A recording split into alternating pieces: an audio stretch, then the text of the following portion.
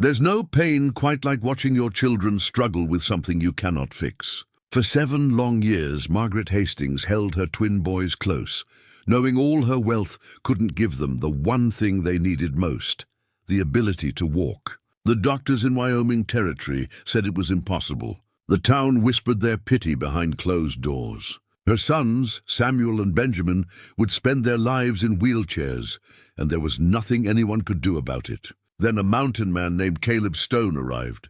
He didn't bring medical degrees or fancy treatments. He brought something simpler, belief and a pair of steady hands. What happened next would change everything.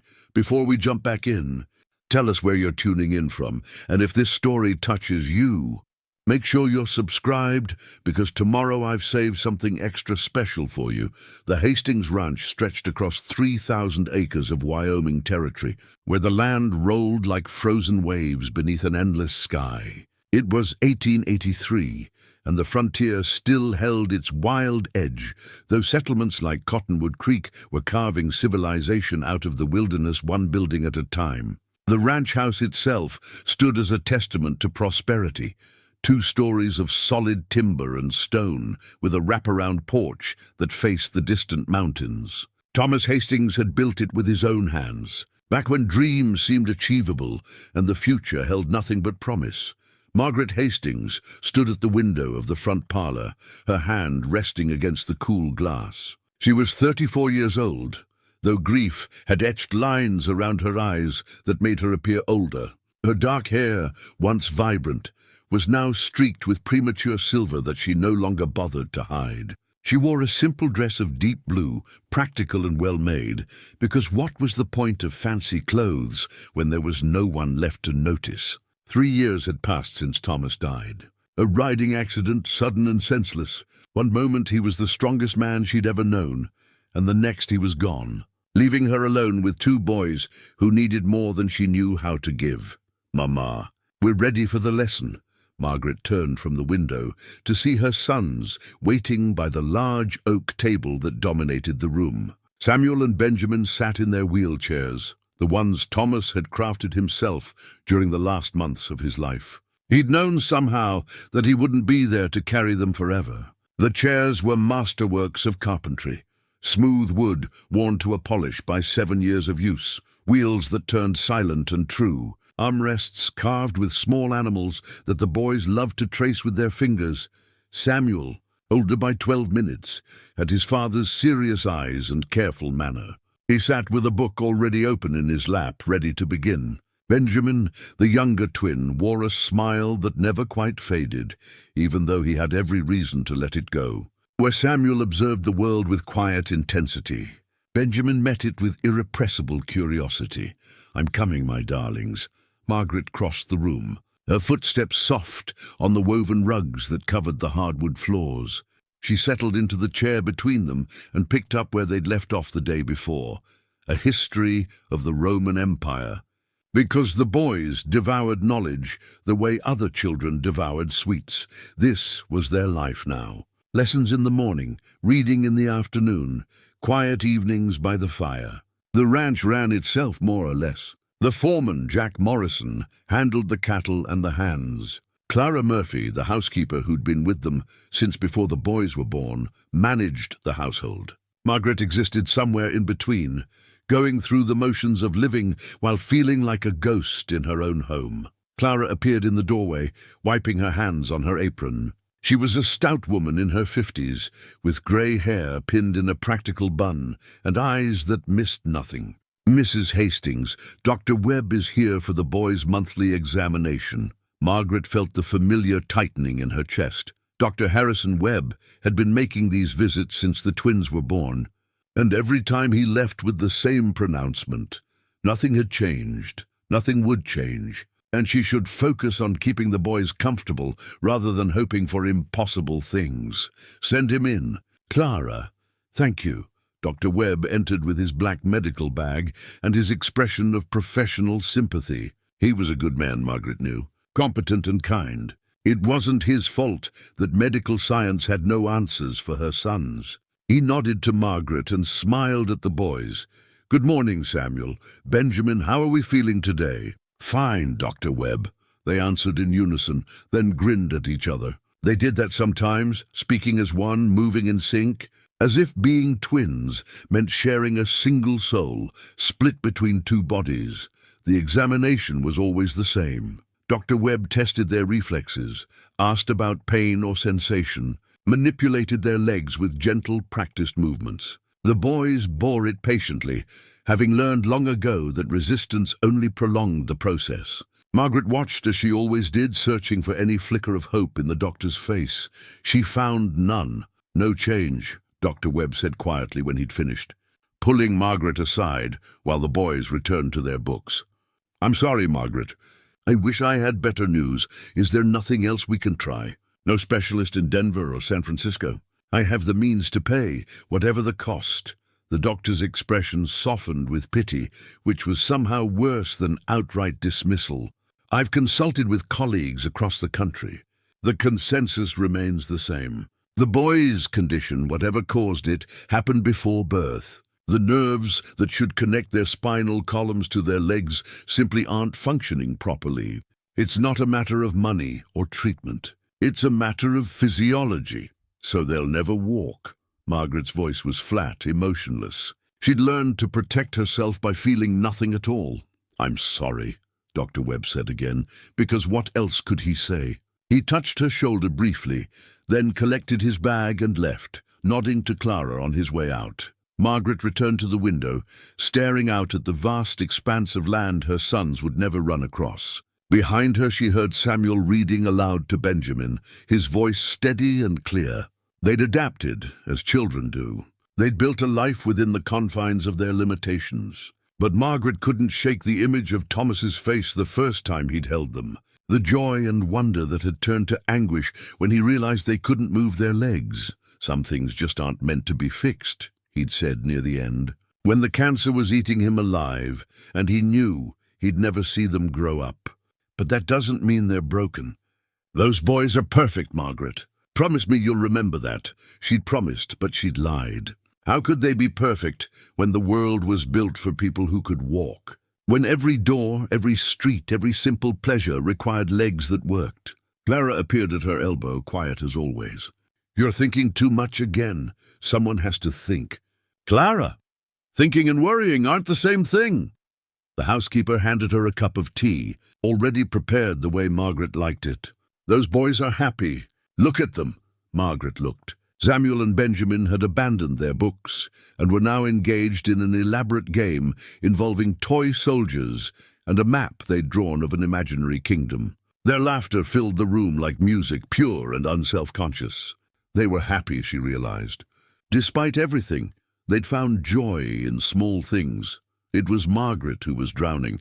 "I'm going into town tomorrow," Clara said. "Need supplies and want to check on Reverend Stone. He's been feeling poorly. Take whatever you need from the account." Clara hesitated, which meant she had something else to say. Margaret waited, sipping her tea. "There's talk in town," Clara finally said. "About a stranger who rode in last week? Mountain man, from what folks say. Been asking questions about the area, about people. We get drifters all the time, Clara. This one's different, they say. Got a look about him. Like he's searching for something specific." Margaret felt a flicker of unease.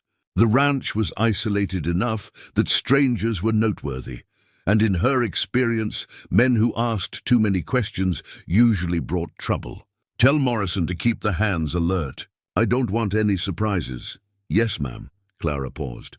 Though Martha at the general store said he seemed kind, gentle-like, not the rough sort. Even kind men can be dangerous.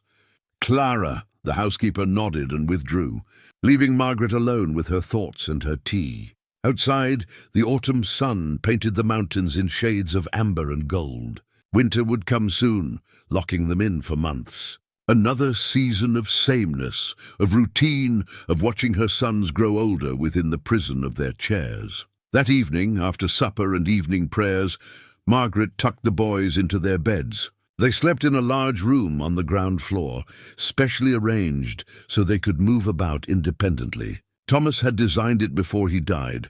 Wide doorways, lowered shelves, everything within reach. "Mama," Benjamin said as she pulled the quilt up to his chin. "Do you think Papa can see us from heaven?" The question pierced her heart. "I do, sweetheart. I think he watches over you every day. Then he knows we're doing our best," Samuel added quietly. "Even if we can't walk like other boys." Margaret kissed both their foreheads, breathing in the familiar scent of soap and innocence. "Your father was so proud of you.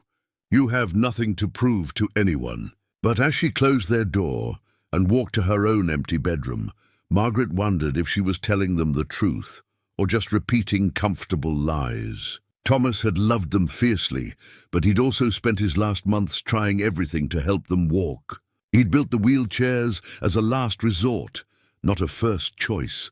She sat at her vanity and opened the drawer where she kept her most precious possessions. The gold locket lay on a bed of velvet, waiting. She lifted it carefully, feeling its familiar weight in her palm. Inside were 2 photographs, one of Thomas on their wedding day, young and full of hope, and one of the twins as infants, perfect and new. Before anyone knew, their legs would never carry them. Margaret fastened the locket around her neck, feeling it settle against her heart. She wore it every day, a reminder of what she'd had and what she'd lost. The weight of it was both comfort and burden, anchor and chain. Tomorrow would be the same as today, and the day after that, and the day after that. This was her life now, watching her sons adapt to a world that wasn't built for them. While she slowly forgot what it felt like to hope for anything different, she didn't know, as she finally blew out her lamp and settled into bed, that everything was about to change. She didn't know that the stranger Clara had mentioned was already making his way toward their ranch, drawn by something he couldn't explain. She didn't know that sometimes miracles came not with thunder and lightning, but with quiet determination and a pair of steady hands. Margaret Hastings fell asleep, believing tomorrow would be like every other day. She was wrong. The morning came cold and clear, with frost painting delicate patterns on the windows. Margaret woke to the familiar sounds of the ranch coming to life, cattle lowing in the distance, the creak of the barn door, Morrison's voice calling instructions to the hands. She dressed by routine, fastened the locket around her neck, and went downstairs to begin another day, identical to all the others, except it wasn't. Clara was already in the kitchen, but her usual efficient bustle had been replaced by an unusual stillness. She stood by the window, looking out toward the front drive with an expression Margaret couldn't quite read. "What is it?" "That stranger I mentioned," Clara said quietly. "He's here." Margaret joined her at the window and saw him immediately. A man sat astride a sturdy roan horse at the edge of the front yard, not approaching but not leaving either. He was perhaps in his mid-40s, with a weathered face and broad shoulders beneath a worn leather coat. His hat was pulled low, but even from this distance, Margaret could see the patient stillness in the way he sat. He wasn't demanding entrance or making a scene. He was simply waiting, as if he had all the time in the world. "How long has he been there?" "Found him when I came down at dawn. Just sitting, watching the house, but not in a threatening way. More like," Clara paused, searching for words, "more like he's working up the courage to knock on a door." Margaret studied the stranger more carefully. He held something across his saddle, a long staff made of gnarled wood, worn smooth by years of use. There was something about the way he held it, not as a weapon, but as a support, a companion on long journeys. His horse stood calm and patient, well cared for and content. "I'll speak with him," Margaret said, reaching for her shawl. "Want me to fetch Morrison?" "No, I don't think he means harm." She wasn't sure why she believed that. But something in the man's bearing suggested he'd rather wait forever than cause alarm. Margaret stepped onto the front porch, pulling her shawl tight against the morning chill. The stranger noticed her immediately and dismounted in one fluid motion, moving with the ease of someone who'd spent more time on horseback than on foot. He approached slowly, stopping a respectful distance away, and removed his hat up close. Margaret could see the kindness in his eyes. They were grey-blue, like storm clouds breaking, and they held a depth that spoke of experience beyond simple years. His face was lined by weather and hardship, but there was nothing hard about his expression. If anything, he looked almost hesitant. "Ma'am," he said, his voice a low rumble that carried the cadence of careful thought. "My name is Caleb Stone. I apologize for the early hour and the intrusion. You've been sitting out here for some time, Mr. Stone. You could have knocked." A slight smile touched his lips. "Didn't want to presume. Figured if you wanted me gone, you'd send someone to say so. If you didn't, well, I could wait." There was something disarming about his honesty. Margaret found herself curious rather than frightened. "What brings you to my property, Mr. Stone?" "I was in town yesterday. Heard folks talking about you and your sons." He held up a hand quickly, seeing her expression close. "Not gossip, ma'am. Genuine concern. The storekeeper mentioned your boys, that they've been unable to walk since birth, that every doctor who's seen them says nothing can be done." Margaret felt the familiar defensiveness rise in her chest. "If you're here to sell me some miracle cure or false hope, Mr. Stone, you can save your breath and my time." "No, ma'am. I'm not selling anything." He turned his hat in his hands, a nervous gesture that seemed out of place on such a solid man. I've seen things in my travels. Men who were told they'd never walk again, finding their feet. Not through magic or medicine, but through patience and different ways of thinking about what's possible." "Are you a doctor?" "No, ma'am. I was an army medic during the war. Learned some from tribal healers in the years after. Mostly I've just spent time with people who needed help and nowhere else to turn." Margaret studied him carefully. There was no salesman's eagerness in his manner, no false promises in his eyes. Just a quiet sincerity that was either genuine or the best deception she'd ever encountered. "Why would you want to help my sons?" "What's in it for you?" Caleb looked away toward the mountains, and for a moment something old and painful crossed his face. "I had a family once, wife and daughter. Fever took them both about 8 years back. I couldn't save them, couldn't do anything but watch them slip away." He met her eyes again. "Ever since I've been wandering, helping where I can, moving on when there's nothing more to give. Maybe it's my way of making peace with what I couldn't do. Maybe it's just who I am now." The honesty in his words struck something deep in Margaret. She recognized the shape of his grief because she wore her own every day. "I appreciate your offer, Mr. Stone, but my sons have been examined by the best doctors in the territory. If there was something that could be done..." "Ma'am, I'm not saying doctors are wrong. I'm just saying sometimes they don't know everything there is to know." He gestured with his staff, the movement natural and unthinking. "This here pine has been with me for 12 years. Keeps me steady on mountain trails, helps me cross streams, props up my tent at night. Doctors would say it's just a piece of wood. But I know it's more than that. It's a tool, a companion, a reminder of where I've been." Margaret didn't respond immediately. There was something in his words that went beyond logic, touching on faith and possibility. "What exactly are you proposing?" "Just let me meet them. Talk with your boys, if you're willing.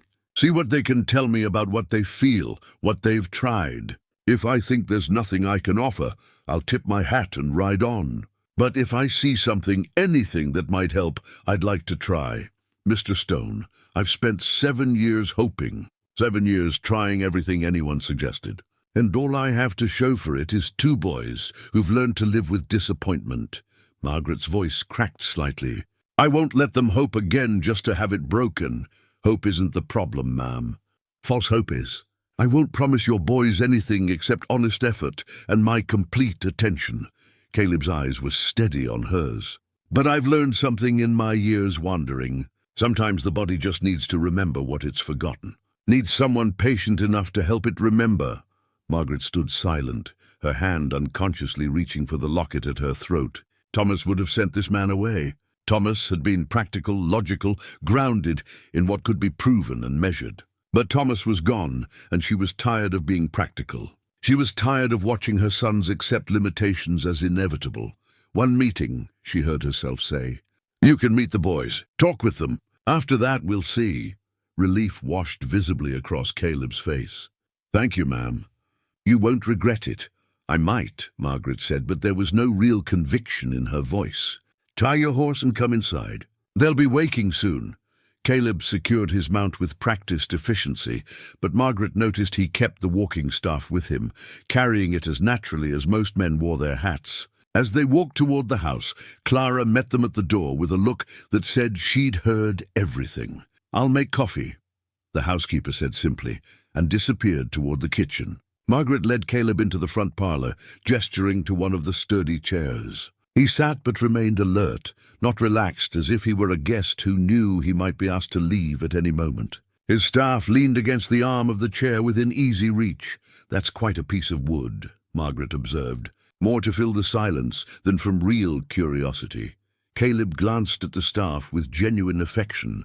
"Found it on a mountainside in Colorado. Was caught in a blizzard, lost my bearings. Grabbed onto what I thought was a tree branch to steady myself, but it was this, already broken free, just waiting there in the snow. Used it to feel my way down the mountain when I couldn't see 3 feet ahead. Saved my life that day. You think objects have purpose? That they find us when we need them? I think sometimes what we need and what finds us are the same thing." He met her eyes. "Wasn't planning to come through Cottonwood Creek. Was heading north to Montana. But my horse threw a shoe, and while the blacksmith was working, I heard people talking about your family. Something told me to stay to ask more questions. And here I am." Before Margaret could respond, she heard the familiar sound of wheels on hardwood. Samuel and Benjamin appeared in the doorway, having maneuvered themselves from their bedroom with the independence they'd developed over years. They stopped when they saw the stranger, curiosity replacing any hesitation. "Mama." Samuel's voice was cautious but not frightened. "Boys, this is Mr. Caleb Stone. He's come to visit with us." Margaret moved to stand beside them, a protective gesture she couldn't suppress. "Mr. Stone, these are my sons, Samuel and Benjamin." Caleb stood slowly and then did something unexpected. He lowered himself to one knee, bringing his eyes level with the boys. "Pleased to meet you both. Your mother tells me you're mighty fine scholars." Benjamin grinned immediately. "We read lots of books. Samuel likes history best, but I like the adventure stories." "Adventure stories are important," Caleb agreed seriously.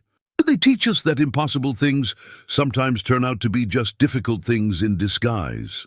Samuel studied Caleb with his father's careful observation. "Are you a cowboy?" "Not exactly. More of a wanderer, I suppose. I've been a lot of things, soldier, scout, healer when healing was needed. These days I mostly travel and help folks where I can. Can you help us?" Benjamin's question was direct, without guile. "Dr. Webb says our legs don't work right, that we'll always need our chairs." Margaret tensed, waiting for the easy platitudes or false promises. But Caleb simply nodded thoughtfully. "Dr. Webb is a good man and a smart doctor. He's probably right about what he can see. But I've learned that what we can see isn't always everything there is." "What does that mean?" Samuel asked. "It means I'd like to talk with you boys. Learn about what you feel in your legs, what you've tried, what hurts and what doesn't. Then maybe, if your mama agrees, we could try some things together. No promises, but honest effort. Would that be all right?"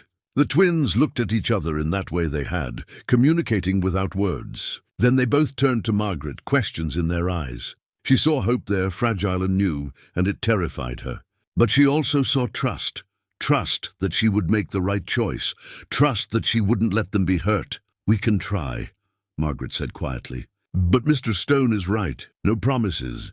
Caleb spent the next hour talking with the boys, asking questions that no doctor had ever thought to ask. Did they dream about walking? Could they feel temperature in their legs? When they imagined moving, did they sense anything at all? Samuel and Benjamin answered eagerly, animated by this adult who treated them not as patients, but as people with valuable knowledge about their own bodies. Margaret watched from the doorway, Clara beside her. "He's different," the housekeeper murmured. "Got a gentleness about him. The boys feel it. Gentleness doesn't heal paralysis, Clara. No, ma'am. But it might heal other things." When Caleb finally stood, thanking the boys for their time, Samuel wheeled closer. "Will you come back tomorrow, Mr. Stone?" "If your mother allows it, I'd like that very much." Benjamin reached out and touched the walking staff that Caleb held. "This is really smooth. Did you make it smooth?" "Years of holding did that. Started out rough as tree bark, but time and use wore it down to what it is now." Caleb smiled. "Sometimes things get better not by changing what they are, but by learning what they can become." As Margaret walked Caleb to the door, he paused on the porch. "Thank you for trusting me with your sons, ma'am. I know that wasn't easy. I haven't decided if I trust you yet, Mr. Stone, but I've decided to give you a chance. That's all I'm asking." He settled his hat on his head and retrieved his horse. Before mounting, he turned back. "One more thing, Mrs. Hastings. I saw the way you touched that locket when you were deciding. Whatever it represents, whoever gave it to you, I don't aim to replace or dishonor that. I'm just here to help, if help is possible." Margaret's hand went unconsciously to the locket. "My husband gave it to me. He died 3 years ago. I'm sorry for your loss." Caleb's voice carried genuine sympathy. "He built those wheelchairs, didn't he?" "I saw the craftsmanship. Made with love, he did. It was the last thing he made before he passed. Then he was a good man who loved his sons." Caleb swung into the saddle with easy grace. "I'll be back tomorrow morning if that suits you. And Mrs. Hastings, those boys of yours are remarkable. Paralyzed legs or not, they're full of life and intelligence. You've raised them well." He rode away before she could respond, leaving Margaret standing on the porch with emotions she couldn't quite name. Clara joined her, coffee cup in hand. "What do you think?" the housekeeper asked. "I think I've either made the best decision or the worst mistake of my life." Margaret watched Caleb disappear down the road, his staff visible even from this distance. "And I won't know which until it's too late to change my mind." Inside, Samuel and Benjamin were talking excitedly about Mr. Stone and his questions and his walking staff that had saved his life in a blizzard. Their voices carried the first notes of hope Margaret had heard in years, and it was both beautiful and terrifying. That night, as she tucked them in, Benjamin asked, "Do you think Mr. Stone really can help us walk, Mama?" Margaret chose her words carefully. "I think Mr. Stone will try his best. And I think trying is worth something, even if we don't get the results we hope for." "Papa tried too," Samuel said quietly. "He tried everything." "Yes, he did. Because he loved you both very much." "We love you too, Mama," Benjamin said, and Samuel nodded agreement. After they were asleep, Margaret sat in Thomas's study for the first time since his death. The room remained exactly as he'd left it. Papers on the desk, his coat on the chair, the smell of pipe tobacco still faintly lingering. She opened the drawer where he'd kept his personal journal and read the last entry, written 2 days before he died. "The boys are strong and bright and full of joy despite everything. Margaret carries the burden of their care with grace I don't deserve. I leave them in her hands, trusting she'll do what I could not, find a way forward. Not a cure, perhaps, just a way forward." Margaret closed the journal and looked around the room. Thomas had tried every conventional method, consulted every available expert, spent his last months searching for answers that didn't exist. But maybe he'd been searching in the wrong direction. Maybe the answer wasn't in what was known, but in what had been forgotten or overlooked. She thought of Caleb Stone and his walking staff, worn smooth by years of use, of his quiet manner and his questions that focused not on limitations but on possibilities, of the way her sons had responded to him with immediate trust. Tomorrow he would return, and Margaret would have to decide whether to let him try something that might break her sons' hearts, or might, against all logic and reason, actually help them. She touched the locket at her throat, feeling Thomas's presence in the worn gold. "Help me know what to do," she whispered to the empty room. "Help me know if this is the chance we've been waiting for, or just another way to fail." The room offered no answer, but somehow Margaret felt a measure of peace. Whatever happened next, at least they were moving forward, instead of standing still in grief and resignation. At least there was, once again, something that felt like hope. Caleb Stone arrived at dawn, as promised. Margaret had barely slept, spending most of the night alternating between hope and regret about her decision. She watched from the window as he dismounted, carrying not just his walking staff, but a worn leather pouch that hung from his shoulder. It was dark brown, softened by years of handling, with careful stitching along the seams where it had been repaired multiple times. She met him at the door before he could knock. "Mr. Stone, Mrs. Hastings." He nodded respectfully. "I appreciate you allowing me to return. The boys haven't talked about anything else since you left." Margaret stepped aside to let him enter. "I hope you understand the responsibility that comes with their hope." "I do, ma'am, and I take it seriously." He followed her into the parlor, where Samuel and Benjamin were already waiting, dressed and eager. Their faces lit up when they saw him. "Mr. Stone," Benjamin called out. "Did you bring your walking staff?" Caleb smiled and held it up. "Never go anywhere without it. But I brought something else too." He patted the leather pouch at his side.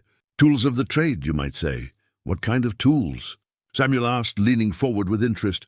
"Patience, son. First, I need to talk with your mama about what I'd like to try."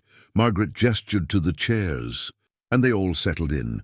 Caleb in the large chair, the boys positioned close, and Margaret perched on the edge of her seat with the wariness of someone expecting disappointment. Before Caleb could begin, Clara appeared with coffee and warm biscuits.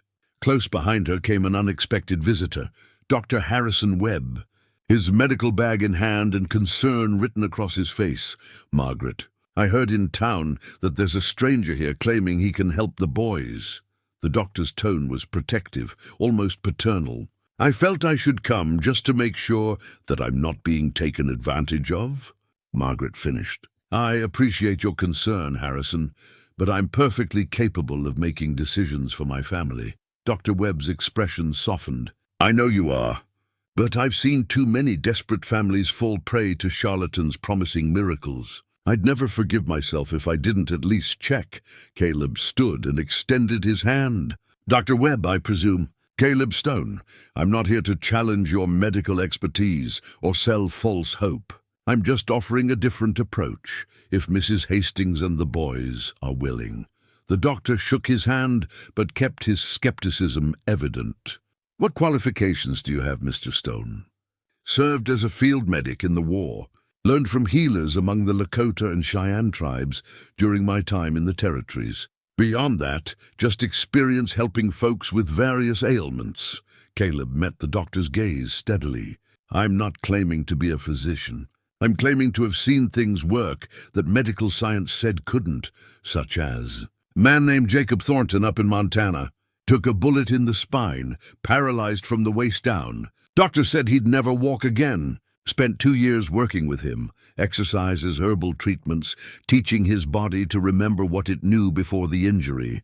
Last I saw him, he was walking with a cane, slow but steady." Dr. Webb's expression remained doubtful. "Spinal injuries are different from congenital conditions. These boys were born this way. Their nervous systems never developed the proper connections." "Maybe so," Caleb agreed. "But maybe the connections are there, just sleeping. Maybe they need to be woken up."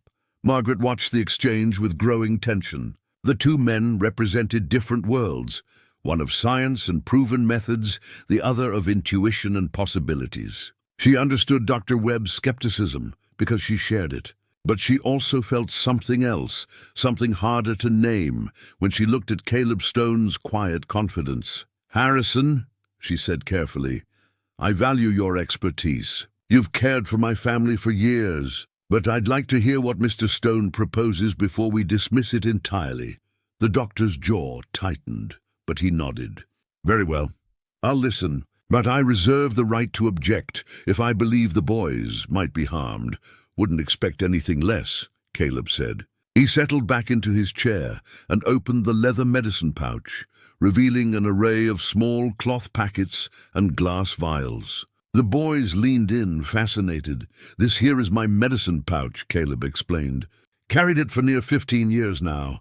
Each of these packets contains herbs and remedies I've collected from different places and different healers. Nothing dangerous, nothing that'll hurt, but combinations that help with pain, inflammation, circulation, things that might make a difference if used consistently." He selected one of the packets and held it up. "This is willow bark and ginger root, ground fine and mixed with a bit of peppermint for taste.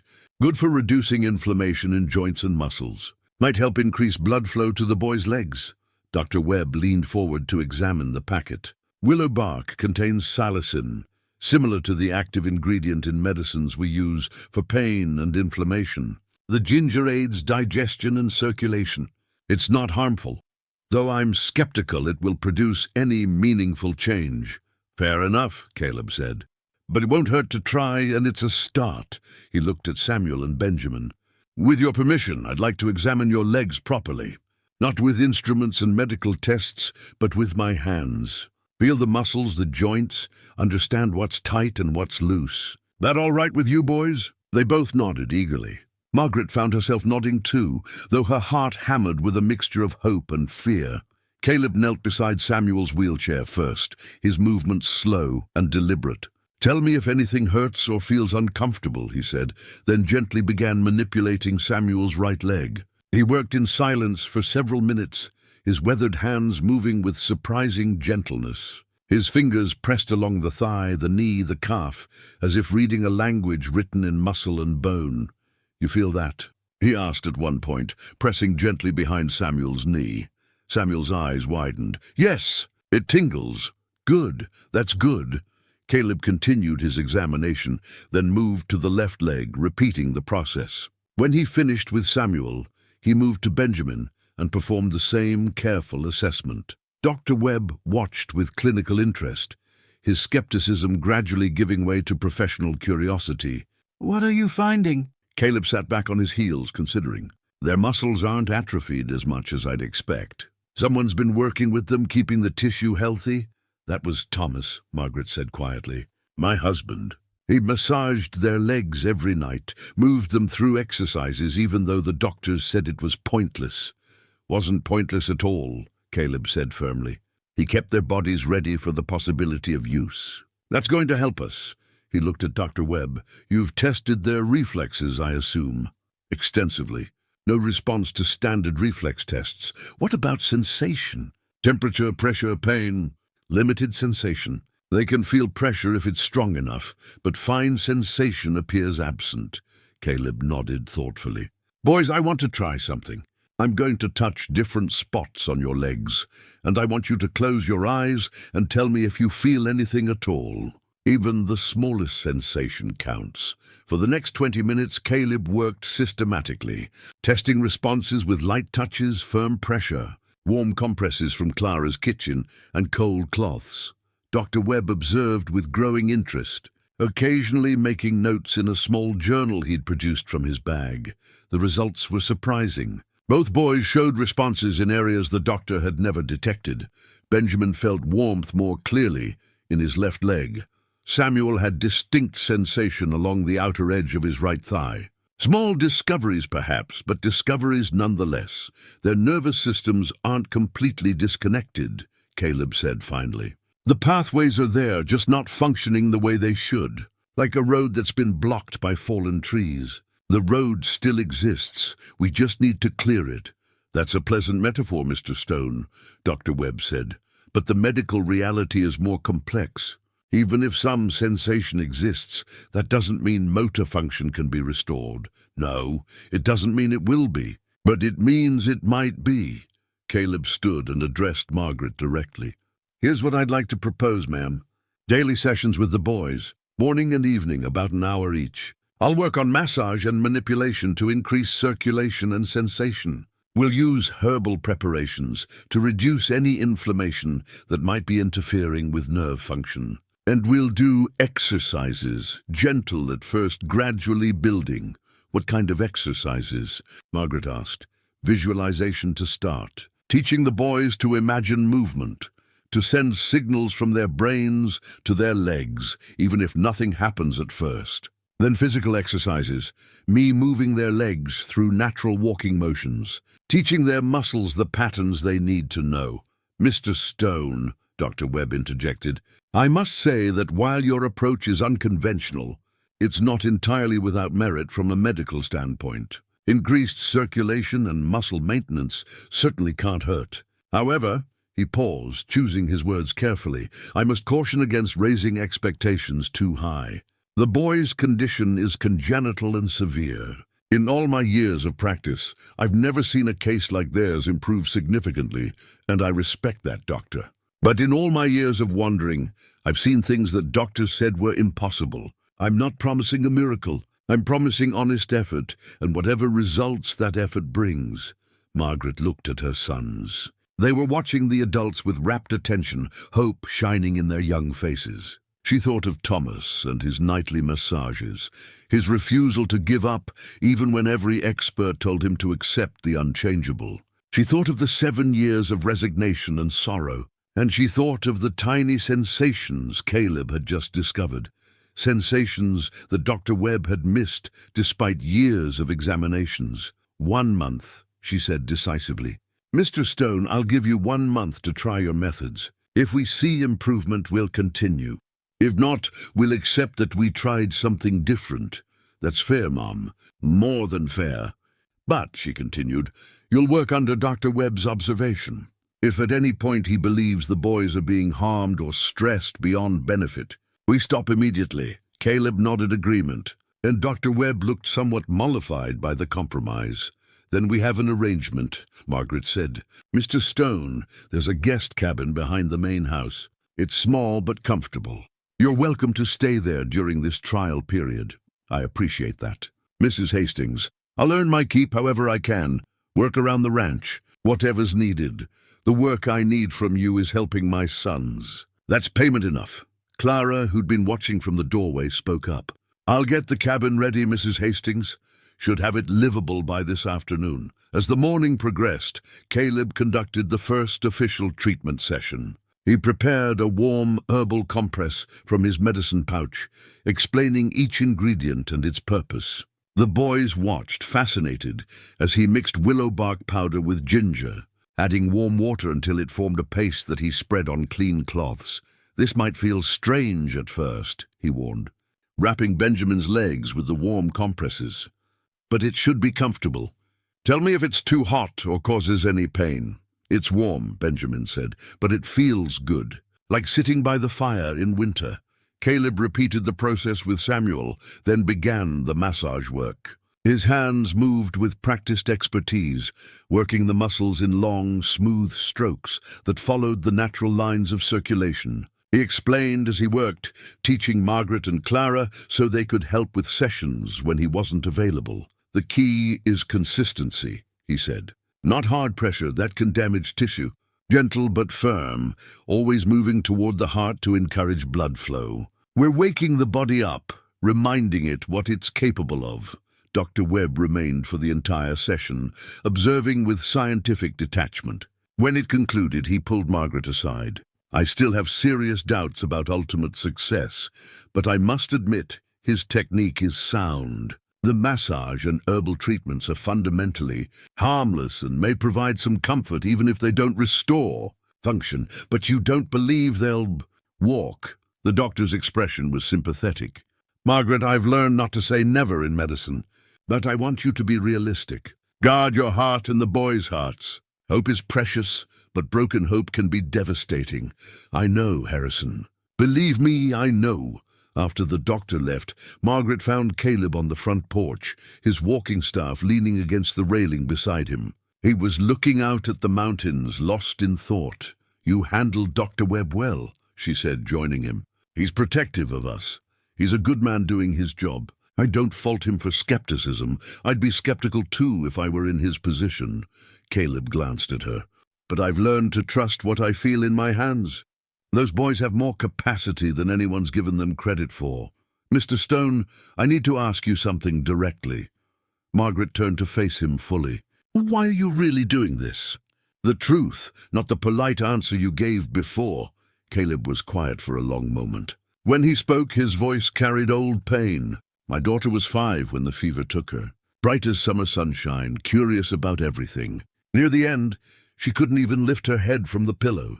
I was a trained medic, had a pouch full of medicines and years of experience, and I couldn't do a damn thing to save her. He paused, his jaw tight. Your boys remind me of her, that brightness, that spirit that won't be dimmed by circumstance. Maybe I can't give you guarantees, Mrs. Hastings, but I can give effort and skill and everything I've learned. And maybe this time that'll be enough.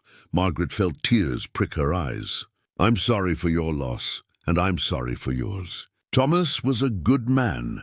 I can see his love in everything around here, especially in those boys. Caleb picked up his staff, running his thumb along the smooth wood. We're both carrying grief, ma'am. Maybe we can carry hope alongside it just for a while. That evening, After the boys were asleep and Caleb had settled into the guest cabin, Margaret sat in her room with the leather medicine pouch he'd left for her to examine. Each small packet was carefully labelled in neat script: willow bark, ginger root, chamomile, arnica, cayenne, and a dozen others she didn't recognize. She opened one and breathed in the scent of dried herbs, earthy and ancient. This pouch represented years of learning, of wandering, of collecting knowledge from different cultures and different healers. It was worn and repaired, obviously precious to its owner. The fact that Caleb had entrusted it to her care spoke of his commitment. She thought about Dr. Webb's warning about guarding hearts and broken hope. But she also thought about Thomas's dying words: find a way forward. Not a cure, perhaps, just a way forward. Maybe Caleb Stone wasn't offering a cure. Maybe he was just offering movement in a new direction, which was more than they'd had in 3 years. Margaret closed the medicine pouch and set it carefully on her dresser beside the locket. 2 objects, 2 different kinds of medicine. One from her past, one possibly leading to their future. Tomorrow, the real work would begin. And for the first time in longer than she could remember, Margaret Hastings felt something that went beyond mere existence. She felt anticipation. The 1-month mark arrived with early autumn colors, painting the mountains in shades of amber and crimson. Margaret stood in the parlor, watching Caleb work with the boys, and marveled at how much had changed. The small toe movements had progressed to leg flexes. The leg flexes had become sustained muscle engagement. But the boys still couldn't stand independently, couldn't bear their own weight, couldn't take even a single step. Dr. Webb had visited 3 days prior, conducting his most thorough examination yet. His conclusion was cautiously optimistic: unprecedented improvement in voluntary movement and muscle tone, but significant challenges remained in developing the strength and coordination needed for actual ambulation. Caleb had listened to the doctor's assessment with his characteristic calm, then simply nodded and said, "Then we build strength and coordination, one day at a time." That morning, he'd arrived with something new: a wooden frame constructed from sturdy pine, sanded smooth, and fitted together with careful joints. It stood about 4 feet tall, with parallel bars running horizontally at different heights and a padded platform at the base. "What is it?" Benjamin asked, wheeling closer to examine the structure. "It's a standing frame," Caleb explained. "Been building it in my cabin the past week. Thought it was time we graduated from lying down exercises to something more ambitious." Samuel reached out to touch the wood, running his fingers along the smooth grain. "It's beautiful. You made this?"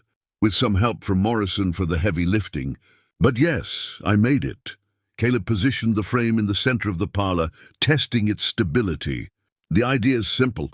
We secure you boys in this frame so you're safely supported, then gradually let your feet take more and more of your weight. Teaches your legs what standing feels like, builds the muscles you'll need." Margaret felt her pulse quicken. "Is it safe?" "Completely. They'll be strapped in at the chest and waist. Even if their legs give out entirely, they won't fall." Caleb met her eyes. "But I believe their legs will hold, at least partially. They're stronger than they've ever been. Can we try it now?" Benjamin's excitement was palpable. "That's why I brought it," Caleb smiled. "Samuel, you first. You're the brave guinea pig." With Caleb's guidance and Margaret's help, they maneuvered Samuel from his wheelchair into the standing frame. Caleb secured the padded straps carefully, ensuring they were snug but not constricting. Samuel's feet rested flat on the padded platform, his legs straight, but clearly not bearing any weight yet. "How does that feel?" Caleb asked. "Strange," Samuel admitted. "I'm upright, but it doesn't feel like standing. More like hanging. That's because you're not engaging your legs yet." Now comes the interesting part. Caleb positioned himself in front of Samuel, placing his hands on the boy's knees. "I'm going to count to 3. When I get to 3, I want you to imagine pushing down through your feet. Imagine your legs are strong pillars holding you up. Don't worry about whether it works. Just try. Ready?" Samuel nodded, his face set with determination. 1, 2, 3. For a moment, nothing changed. Then Margaret saw it. A subtle shift in Samuel's posture, a slight straightening of his spine, a minute tensing in his legs. The straps went fractionally looser as his body took on a tiny portion of its own weight. "That's it," Caleb encouraged. "Hold it for 5 seconds.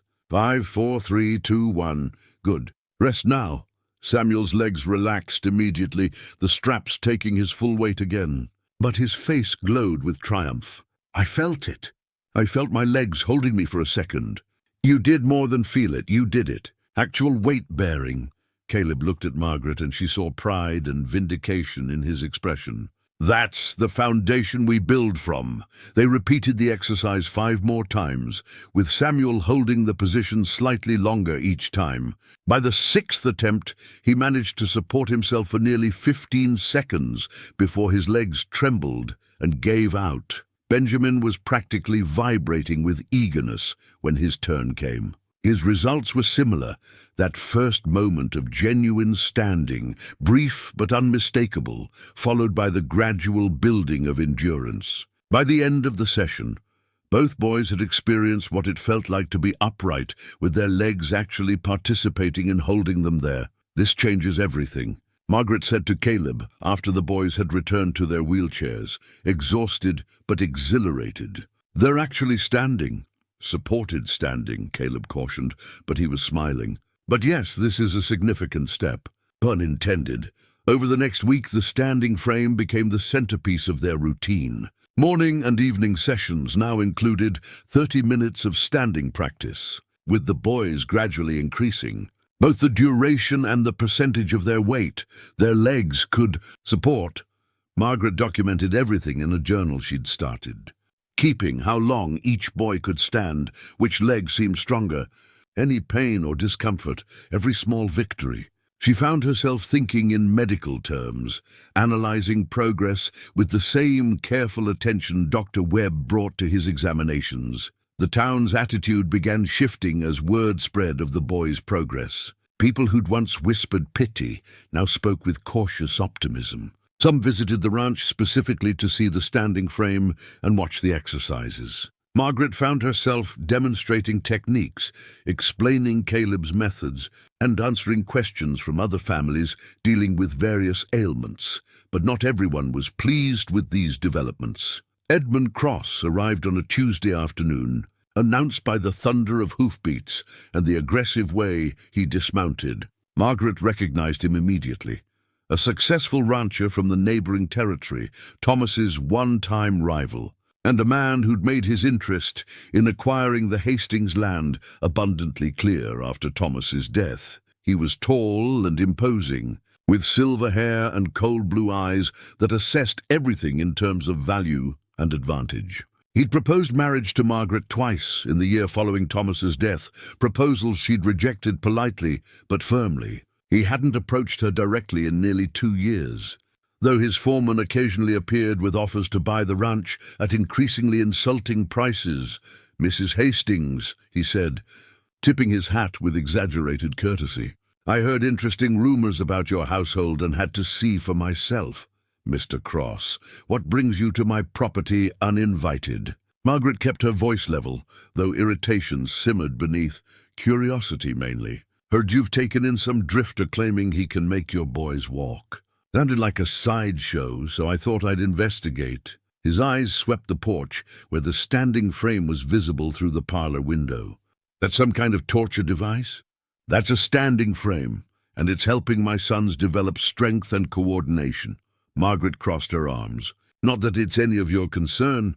"Everything about you concerns me, Margaret." Cross's voice dropped to something meant to sound intimate, but came across as presumptuous. "You know how I feel about you, how I've felt since before Thomas died. Mr. Cross, I've made my feelings clear repeatedly. I'm not interested in your attention, your proposals, or your offers to buy my ranch. Your feelings might change when you accept reality. This ranch is too much for a woman alone. Your boys will never run this land. Hell, they can't even walk it. And now you've brought in some con man, filling their heads with false hope." "It's sad, Margaret. Truly sad." Before Margaret could respond, Caleb emerged from the barn, carrying an armload of firewood. He took in the scene immediately, Margaret's rigid posture, Cross's aggressive stance, and adjusted his path to join them. "Ma'am," he said, acknowledging Margaret while studying Cross. "Everything all right?" Who are you? Cross demanded. "Caleb Stone. I'm helping Mrs. Hastings with her son's treatment. The miracle worker himself." Cross's tone dripped with contempt. "Let me guess. For a generous fee. You're going to make paralyzed boys walk. How convenient. How profitable." "I'm not charging Mrs. Hastings anything," Caleb said calmly. "And the boys are making genuine progress. You're welcome to speak with Dr. Webb if you doubt it. Dr. Webb is a small-town physician who wouldn't know real medicine if it bit him. You're both fooling yourselves, and you're using this woman's desperation to line your pockets or worse." Cross stepped closer to Margaret. "I'm offering you a way out, Margaret. Marry me. Sell me this ranch at a fair price. Hell, keep the house and 10 acres for yourself. Your boys will have proper care, and you'll have a man who can actually provide for you. I don't need you to provide for me, Mr. Cross. I'm quite capable of managing my own affairs." "Are you? Because from where I stand, you're throwing money at false hope while your ranch deteriorates. Your husband built something solid here, and you're letting it crumble out of stubborn pride." Caleb set down his firewood with deliberate care. "I think the lady has asked you to leave, Mr. Cross." "I don't recall being addressed by the hired help. I'm not hired help. I'm a guest who's been invited to stay. You, on the other hand, were not invited and are not welcome." The tension between the two men was palpable. Cross had several inches in height and considerable arrogance. But Caleb had something else, a quiet danger, the coiled readiness of someone who'd faced real threats and survived. "This isn't over." "Margaret," Cross said finally, turning back to his horse, "when this charlatan's miracle cure fails, when you're left with nothing but more broken hopes and mounting debts, remember I offered you a way out." He rode away at an aggressive pace, leaving dust and tension in his wake. Who was that delightful individual? Caleb asked once Cross was out of sight. "Edmund Cross owns a large spread about 30 miles west. He was Thomas's competitor, then became his occasional ally, and then became a persistent nuisance after Thomas died." Margaret found herself shaking slightly. "He's proposed marriage twice and made repeated offers to buy the ranch. I've refused every time. He doesn't seem to handle rejection well. He doesn't handle anything well except accumulation. Land cattle influence. He wants to own everything he sees." Margaret sighed. "I'm sorry you had to deal with that. No apologies necessary. Though I'm curious about something he said. Mounting debts. Is the ranch in financial trouble?" Margaret hesitated, then decided honesty was warranted. Not trouble exactly. But Thomas's death left some things unsettled. There were legal fees, medical expenses, and the ranch operation hasn't been as profitable the last 2 years. I've been using savings to cover shortfalls. We're stable for now, but Cross isn't entirely wrong that I should be paying more attention to the business side of things. You've been focused on your sons. That's not wrong. It's not right either if I can't maintain the home Thomas built for them." She looked at Caleb directly. "You're working without payment, but that doesn't mean you shouldn't be compensated. Once the harvest comes in," Margaret, he used her first name for the first time, the sound of it warm and natural. "I told you when I started, I don't want payment. Watching those boys progress, seeing the hope return to this family, that's worth more than money. But nothing. I've got few needs and simple tastes. Board and a roof are plenty." He smiled slightly. "Besides, Morrison has me helping with ranch work in the afternoons. I'm earning my keep." The front door opened, and Samuel appeared, wheeling himself onto the porch. "Mama, is everything all right?" "We heard shouting." "Everything's fine, sweetheart. Just an unwelcome visitor who's now gone." "Was that Mr. Cross?" "I saw him from the window. He seemed angry." "Mr. Cross is often angry. It's not something you need to worry about." Margaret went to her son, kneeling beside his wheelchair. "How are you feeling? Ready for afternoon exercises?" "Always ready." Samuel looked at Caleb. "Can we practice in the standing frame again?" "I want to beat my time from this morning. That's the spirit. Give me 10 minutes to stack this firewood, and we'll get you boys set up." As Caleb headed back to his task, Margaret watched him go, her mind churning with thoughts she hadn't fully formed before. Cross's visit had crystallized something. This situation couldn't remain in comfortable limbo. forever. Caleb's presence was transforming more than just her son's physical capabilities. It was transforming the entire household, her own emotional landscape, and the way people perceived their family. Eventually, they'd have to define what this was, what Caleb was to them, what they were becoming together. But for now, in this moment, it was enough to know that he'd stood beside her against Cross's aggression, that he'd defended her sons and her choices without hesitation, that when he spoke her name, it sounded like coming home. That evening, after another successful session where Benjamin managed to stand for nearly a full minute with minimal support, Margaret found herself on the porch again with Caleb. It had become their unspoken routine after the boys were asleep. They'd spend a few minutes in quiet conversation before retiring. "Thank you for earlier," she said. "With Cross, you didn't have to step in." "Yes, I did. That man was being disrespectful and threatening. I couldn't stand by. He's powerful in this territory. Has connections with territorial officials, friendship with judges and business owners. Making an enemy of him could cause complications. Then I'll deal with complications when they come." Caleb leaned back against the porch railing, his walking staff beside him. "Margaret, I need to be honest with you about something." Her heart suddenly beat faster. "What is it?" "When I first arrived, I told myself I was just here to help the boys, to do what I could and then move on, like I always do. But it's become more than that." He met her eyes in the moonlight. "This feels like home. You and the boys feel like family. And I don't want to move on." "What are you saying?" "I'm saying if you'll have me, I'd like to stay. Not just until the boys can walk, but beyond. As long as you'll let me." He held up a hand. "I'm not asking for anything defined or permanent. I know Thomas will always be important to you, as he should be. I'm just asking for the chance to keep being part of this family in whatever way makes sense." Margaret felt tears prick her eyes. "Clara noticed something between us. She said I look at you differently."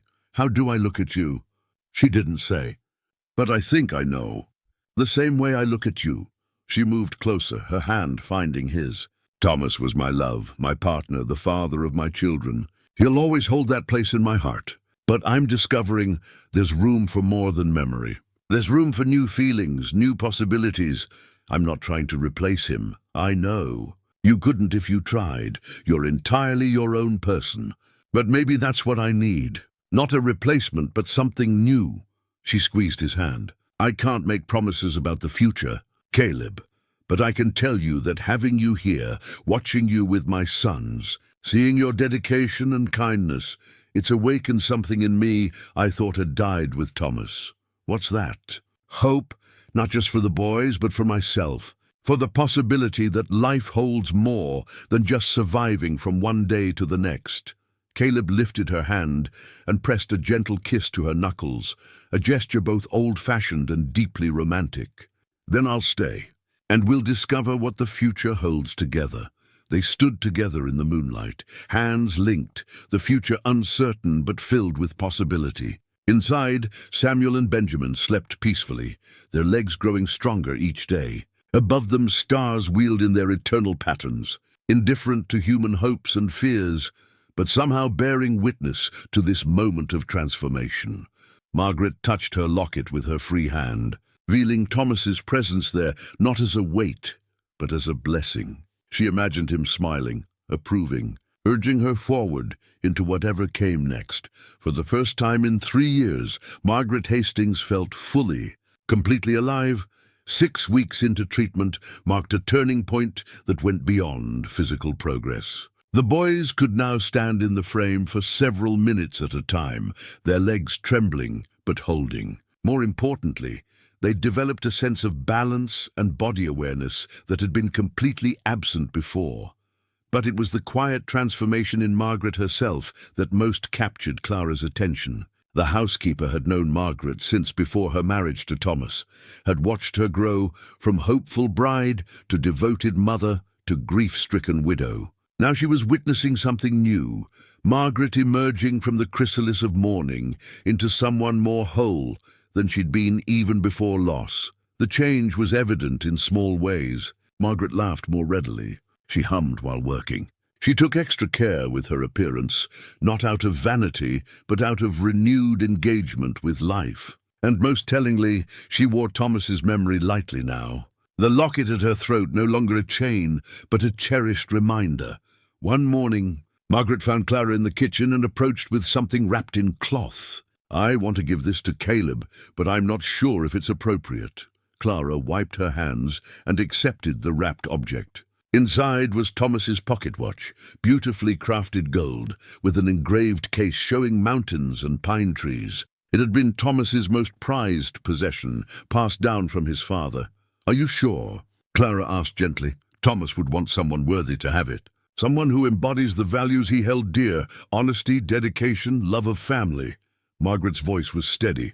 "Caleb deserves this. He's earned it not through obligation, but through character. Then give it to him. But understand what you're saying with this gift. Giving a man your late husband's watch, that's a statement, Margaret. To him and to everyone who knows, I know what I'm saying. I'm saying that I honor the past while embracing the present. I'm saying that loving again doesn't diminish what came before." She met Clara's eyes. "I'm saying that Caleb Stone has become important to me, and I'm no longer afraid to acknowledge it." Clara pulled her into a brief, fierce hug. "Thomas would be pleased. He never wanted you frozen in grief." That evening, after the boys were settled in bed and the house had grown quiet, Margaret found Caleb in his usual spot on the porch. He looked up as she approached, his face softening with the expression she'd come to recognize, the one that said she mattered to him in ways beyond simple employment or friendship. "Margaret, couldn't sleep? I wanted to give you something." She held out the wrapped watch. "This belonged to Thomas. His father gave it to him on his wedding day. He treasured it." Caleb unwrapped the cloth slowly, revealing the pocket watch. Even in the dim porch light, the gold gleamed warmly. He opened it, revealing the delicate mechanism inside and a small photograph of Margaret and Thomas on their wedding day. "Margaret, I can't accept this. It's too precious, too personal. You can, and I want you to have it." Thomas believed that objects should be used, not locked away. That time itself was a gift not to be wasted. She sat beside him. He would want someone worthy to carry this, someone who understands its value, not in gold, but in what it represents. Caleb ran his thumb over the engraving, his expression reverent. "What does it represent to you?" "Family, legacy, the passing of responsibility from one good man to another." Margaret's voice was steady, despite the emotion in her words. "You've become part of this family, Caleb. The boys look to you as they once looked to their father. And I—" She paused, gathering courage. "I've come to rely on you in ways I never expected to need anyone again." "Margaret," her name on his lips sounded like a prayer. "I need you to understand something. When I lost my family, I thought that part of my life was over. That I'd spend my remaining years wandering, helping where I could, but never putting down roots. Then I came here and everything changed. Changed how? Samuel and Benjamin remind me why life matters. Why struggle is worthwhile. Why hope isn't foolish." He looked at her directly. "And you remind me that hearts can heal. That starting over isn't betrayal, it's courage." Margaret felt tears slip down her cheeks. "I was so afraid that caring for you meant letting go of Thomas. But I've realized it doesn't work that way. Love isn't finite. There's room for what was and what is." Caleb set the watch carefully aside and took both her hands in his. "I will never try to replace Thomas, but if you'll let me, I'd like to stand beside you. Not as his replacement, but as myself.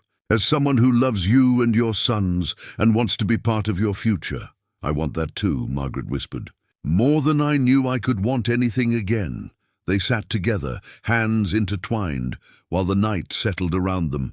Eventually, Caleb fastened the watch chain to his vest, the gold catching the moonlight. "I'll carry this with honor," he promised. "And every time I check the time, I'll remember that I'm living on borrowed moments, borrowed from the man who built this family, given freely by the woman who's letting me join it."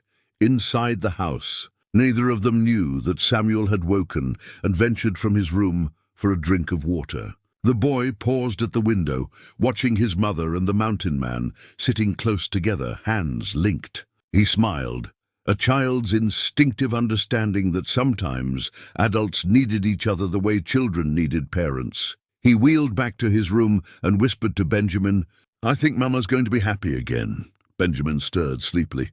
"Because of Mr. Stone?" "Yes, is that okay?" Benjamin thought for a moment, then nodded. "Papa would want her to be happy. And Mr. Stone is nice. He's teaching us to walk.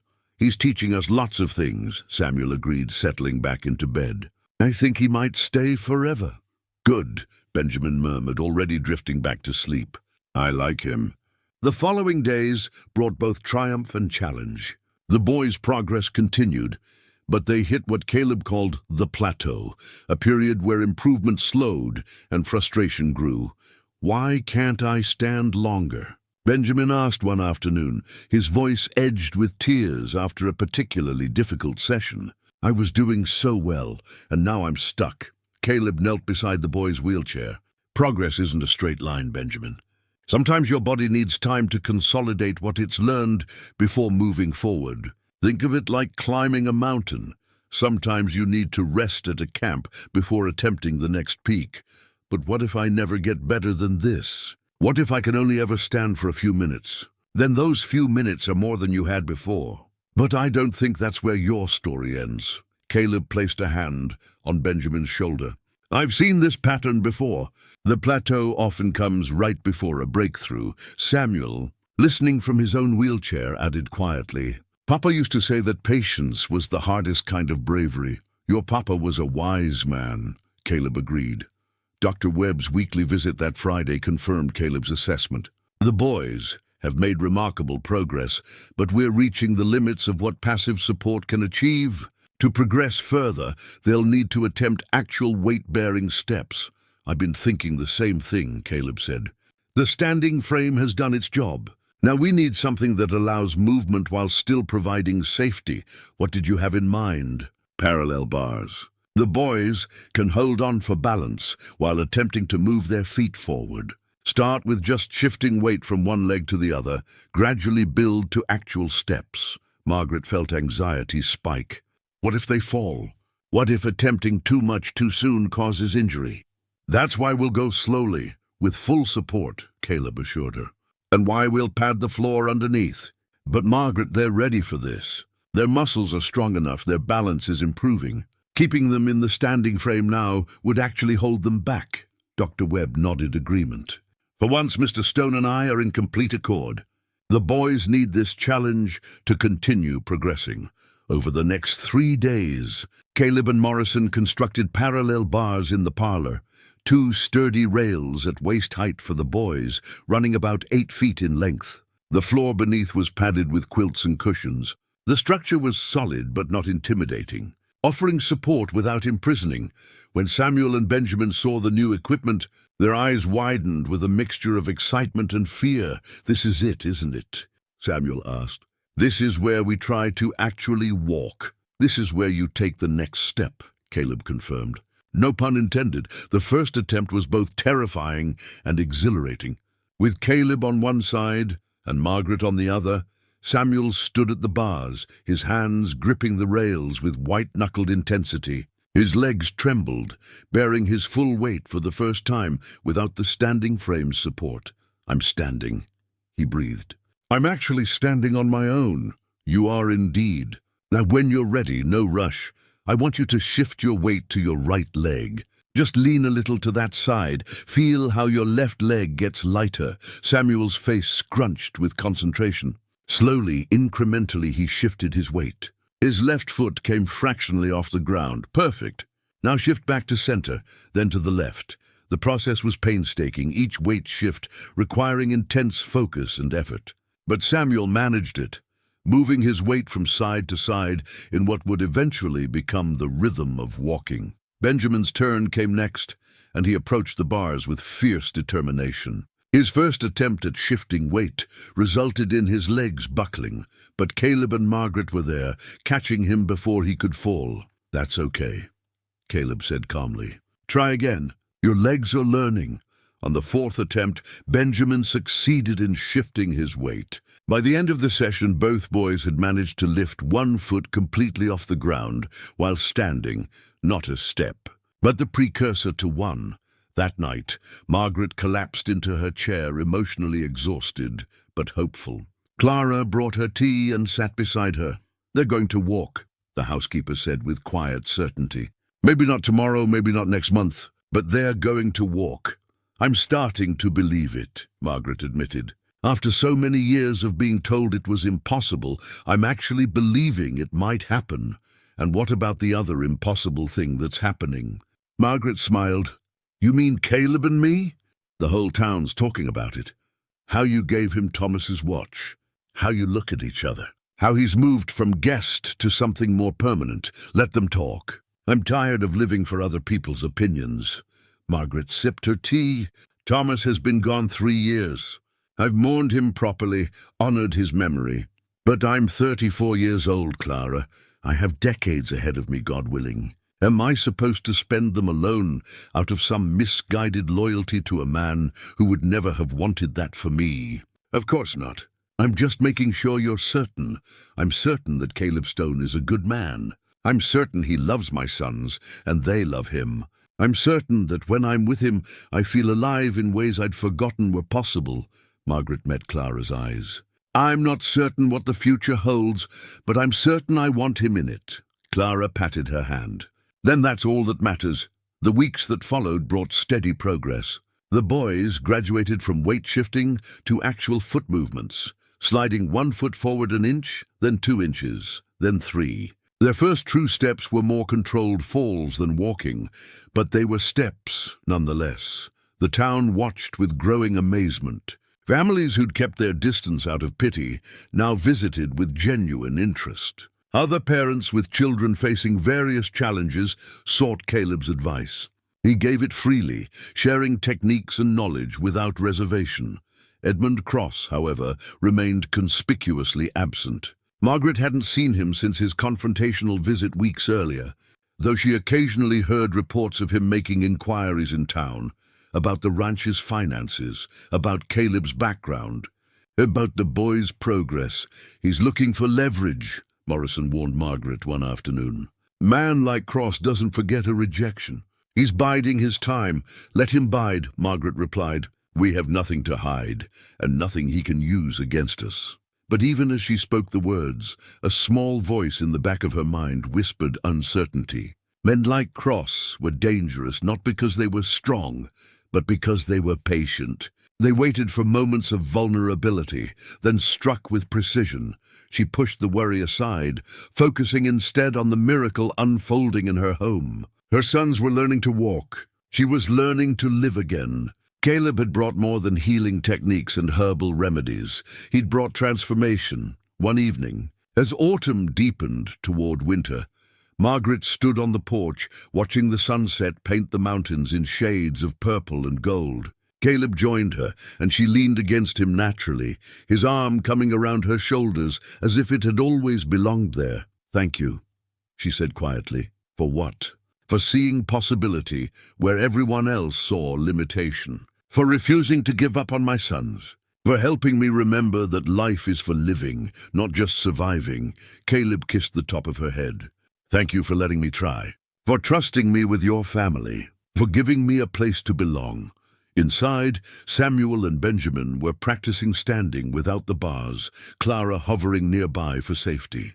Their laughter carried through the open window, pure and joyful.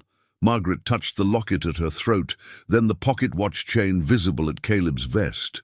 Past and present, memory and hope, loss and discovery, all of it woven together into something new and precious. The future remained uncertain. Winter was coming, and with it whatever challenges Edmund Cross might bring. But for this moment, in this space, everything was exactly as it should be, whole, healing, home. 8 weeks had passed since Caleb Stone first rode onto the Hastings ranch. The transformation was nothing short of remarkable. Samuel and Benjamin could now take several halting steps while holding the parallel bars, their legs growing stronger each day. The town had witnessed the impossible becoming possible, and the Hastings home had become a symbol of hope and perseverance. Margaret had never been happier. Her sons were progressing beyond anyone's expectations, and her relationship with Caleb had deepened into something she knew was love, even if they hadn't yet spoken the word aloud. They moved through their days with the comfortable rhythm of partners, sharing glances that spoke volumes, touches that lingered just a moment longer than necessary. The first snow of the season had fallen overnight, dusting the mountains in white and bringing a crisp clarity to the morning air. Margaret stood at the kitchen window, watching Caleb help the boys with their morning exercises, when she heard the sound of multiple horses approaching. Her contentment evaporated instantly. Through the window, she saw Edmund Cross riding up the drive, flanked by two men she didn't recognize. One wore a territorial badge. The other carried himself with the officious bearing of a lawyer or government official. Clara appeared at her elbow. That's Judge William Hartley with him, the territorial circuit judge. What would a judge be doing here with Cross? Nothing good, I'd wager. Margaret met them at the front door, her spine straight and her expression carefully neutral. Mr. Cross, gentlemen, what brings you to my home? Judge Hartley dismounted, a heavy-set man in his 60s with shrewd eyes and an air of weary authority. Mrs. Hastings, I apologize for the intrusion, but I'm afraid I'm here on official business. What kind of business? The third man stepped forward, producing a leather portfolio. Mrs. Hastings, my name is Vernon Blake. I'm a territorial land agent. It's come to our attention that there may be a discrepancy regarding the legal boundaries of your property. Margaret felt cold dread settle in her stomach. A discrepancy? Cross dismounted with a smile that didn't reach his eyes. It's a complicated matter, Margaret. Perhaps we should discuss this inside. We'll discuss it right here. What exactly are you claiming, Mr. Cross? Blake opened his portfolio, extracting several documents. According to territorial surveys conducted in 1875, a portion of what you know as the Hastings Ranch is actually unclaimed territorial land. Specifically, approximately 600 acres, including the main ranch house and immediate grounds. The world seemed to tilt beneath Margaret's feet. That's impossible. My husband purchased this land legally. He had all the proper deeds and documentation. Mr. Hastings certainly purchased land, Blake agreed. However, the boundaries described in his original deed don't align with the actual territorial survey markers. It appears there was an error in the original filing, possibly innocent, possibly not. The land in question was never actually owned by Mr. Hastings because it was never available for private purchase. This is absurd. Thomas spent years establishing this ranch. Every official document, every tax payment, every legal record confirms our ownership. Judge Hartley stepped forward, his expression grave. Mrs. Hastings, I've reviewed the documents Mr. Blake provided. Unfortunately, there does appear to be a legitimate question about the land boundaries. The territorial survey markers don't match the descriptions in your late husband's deed. Then the survey markers are wrong. Survey markers are official territorial property, ma'am. They carry legal weight. The judge's tone was almost apologetic. Mr. Cross has filed a formal claim on the territorial land in question, as is his right. Until this matter is resolved, I'm required to issue a preliminary injunction. An injunction for what? Mr. Cross has purchased the territorial rights to the disputed land. Per territorial law, if the current occupants cannot prove legitimate ownership within 30 days, the new claimant takes possession. The words hit Margaret like physical blows. You're saying I have 30 days to prove I own my own home, or Edmund Cross can take it? In essence, yes. Judge Hartley actually looked uncomfortable. I'm sorry, Mrs. Hastings, but the law is clear on territorial claims. Caleb had emerged from the house, the boys behind him in their wheelchairs. He took in the scene immediately and moved to stand beside Margaret, his presence solid and reassuring. What's happening? Samuel asked, his young voice tight with worry. Adult business, son, Caleb said gently. Nothing for you to worry about just now. But Benjamin, ever perceptive, looked at his mother's face and knew something was terribly wrong. Cross addressed Margaret directly, his voice carrying false sympathy. I know this is difficult, Margaret, but you have to understand, I'm simply following legal procedures. When I discovered this irregularity, I had no choice but to act. You discovered it or you manufactured it. Caleb's tone was flat and dangerous. Careful, Drifter. You're not part of this discussion. I'm part of this family, which makes it very much my discussion. Judge Hartley held up a hand. Gentlemen, let's keep this civil. Mrs. Hastings, you have 30 days from today to produce documentation that proves your ownership of the disputed land according to the territorial survey boundaries. If you can do so, Mr. Cross's claim will be dismissed. If you cannot, you'll be required to vacate the property. Vacate? Margaret's voice cracked. You're telling me I might lose my home? The home my husband built? Where I'm raising my sons? I'm telling you that you need to review your late husband's papers very carefully. Look for original survey documents, correspondence with territorial offices, anything that might establish clear ownership under the correct boundaries, Blake added. The territorial office in Cheyenne would have records as well, though it may take some time to access them. I'd suggest you start searching immediately. How generous, Caleb said coldly. You show up with 30 days' notice on a land claim that's been apparently uncontested for over a decade, and suggest she search for documents that may not even exist anymore. The law doesn't concern itself with convenience, Mr. Stone, Cross replied. Only with facts and ownership. Margaret found her voice, though it shook with barely contained fury. This is about revenge, isn't it? I rejected your proposals, so you're trying to take my home. This is about rightful ownership. If you can prove the land is yours, you'll keep it. If you can't, Cross shrugged, then it never belonged to you in the first place. Judge Hartley cleared his throat. Mrs. Hastings, I've prepared the official notification. You'll need to sign acknowledging receipt. Margaret took the document with trembling hands, scanning the legal language that reduced her life to property disputes and boundary markers. She signed with her maiden name initially, then crossed it out and wrote Margaret Hastings with fierce, deliberate strokes. 30 days from today, the judge confirmed. I'll return on November 15th for the hearing. Be prepared to present your evidence. The three men mounted their horses. Cross paused before leaving, his expression shifting to something almost pitying. Margaret, it doesn't have to be this way.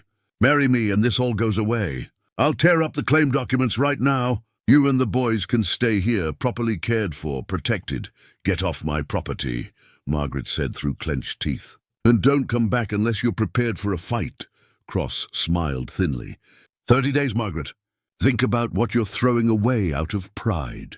They rode away, leaving Margaret standing on her porch with her world crumbling around her. The moment they were out of sight, her knees buckled. Caleb caught her, his strong arms preventing her collapse. I've got you, he murmured. I've got you. Samuel and Benjamin wheeled closer, their faces pale with fear. Mama, what's happening? Samuel asked.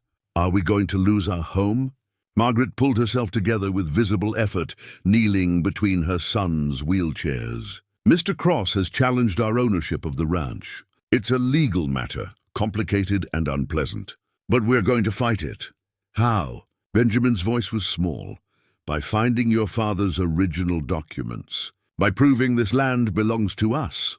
She forced confidence into her voice. Your papa was meticulous about records. Somewhere in this house are the papers we need. Clara had appeared in the doorway, her face grim. Mr. Hastings kept all important documents in his study. The one you've barely entered since he died? Margaret felt a chill run through her. Thomas's study. She'd unlocked it once for Caleb, but she'd been avoiding it for years, unable to face the physical reminder of her husband's absence. Then that's where we start, she said, standing with renewed determination. Boys, I need you to continue your exercises with Clara. Caleb, will you help me search? Of course. The study looked exactly as it had weeks earlier when they'd briefly entered it, frozen in time. Dust motes dancing in the afternoon light. Thomas's presence still palpable in every object and paper. Margaret stood in the doorway, gathering courage. He kept everything, she said quietly. Every receipt, every letter, every business document. He said you never knew when you'd need proof of something. They spent the remainder of the day sorting through Thomas's meticulously organized files. There were cattle sale receipts, equipment purchases, correspondence with suppliers, tax records going back years. But the deed itself, the original deed to the property, was frustratingly vague about specific boundaries, referring instead to 6,000 acres more or less and landmarks that may have shifted over time. "This is the problem," Caleb said, holding up the deed. "Thomas bought the land in good faith, but the description is imprecise.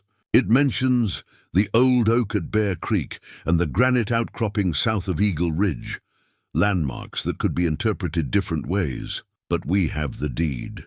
Doesn't that prove ownership? It proves he bought something.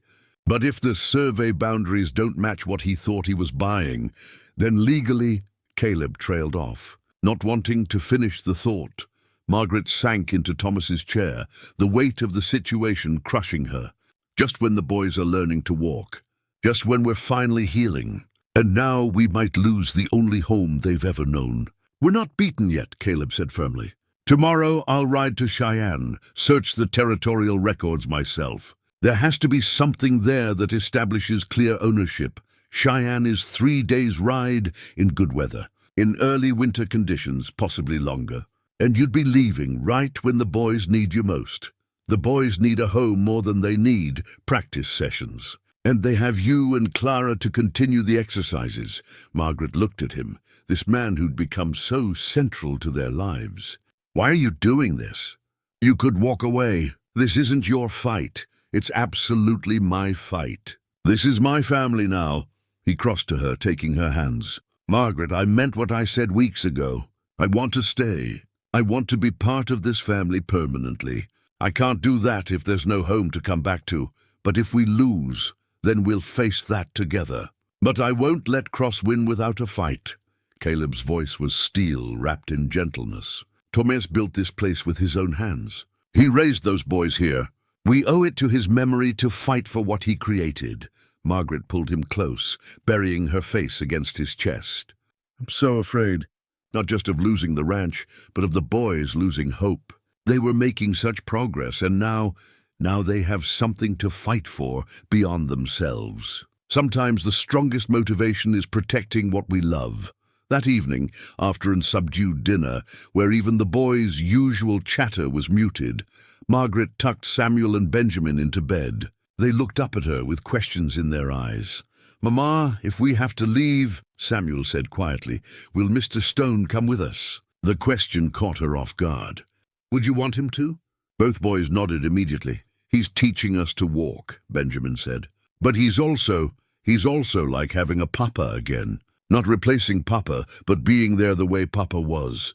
Margaret felt tears threaten. "Mr. Stone cares about you both very much. Whatever happens with the ranch, he'll still be part of our lives. Promise?" Samuel's voice was small. "I promise." After they were asleep, Margaret returned to the study, unable to rest.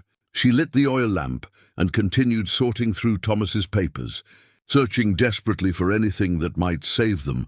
Hours later, she found something, a letter from Thomas to a territorial surveyor, dated 6 months before his death. In it, Thomas mentioned discrepancies he'd noticed between his deed and the official territorial maps. He'd hired the surveyor to conduct a private survey and resolve the issues.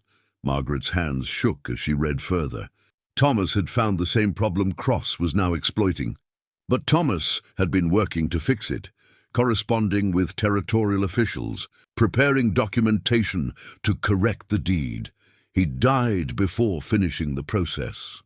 She found more letters, responses from territorial offices, promises of revised documents, confirmations that Thomas's claim was legitimate. But nowhere did she find the final corrected deed that would prove their ownership beyond question. "What did you find?" Caleb appeared in the doorway, unable to sleep himself. Margaret showed him the letters. Thomas knew about the problem. He was fixing it. But he died before it was resolved. So the corrected documents might exist somewhere in the territorial system, just never finalized. Maybe.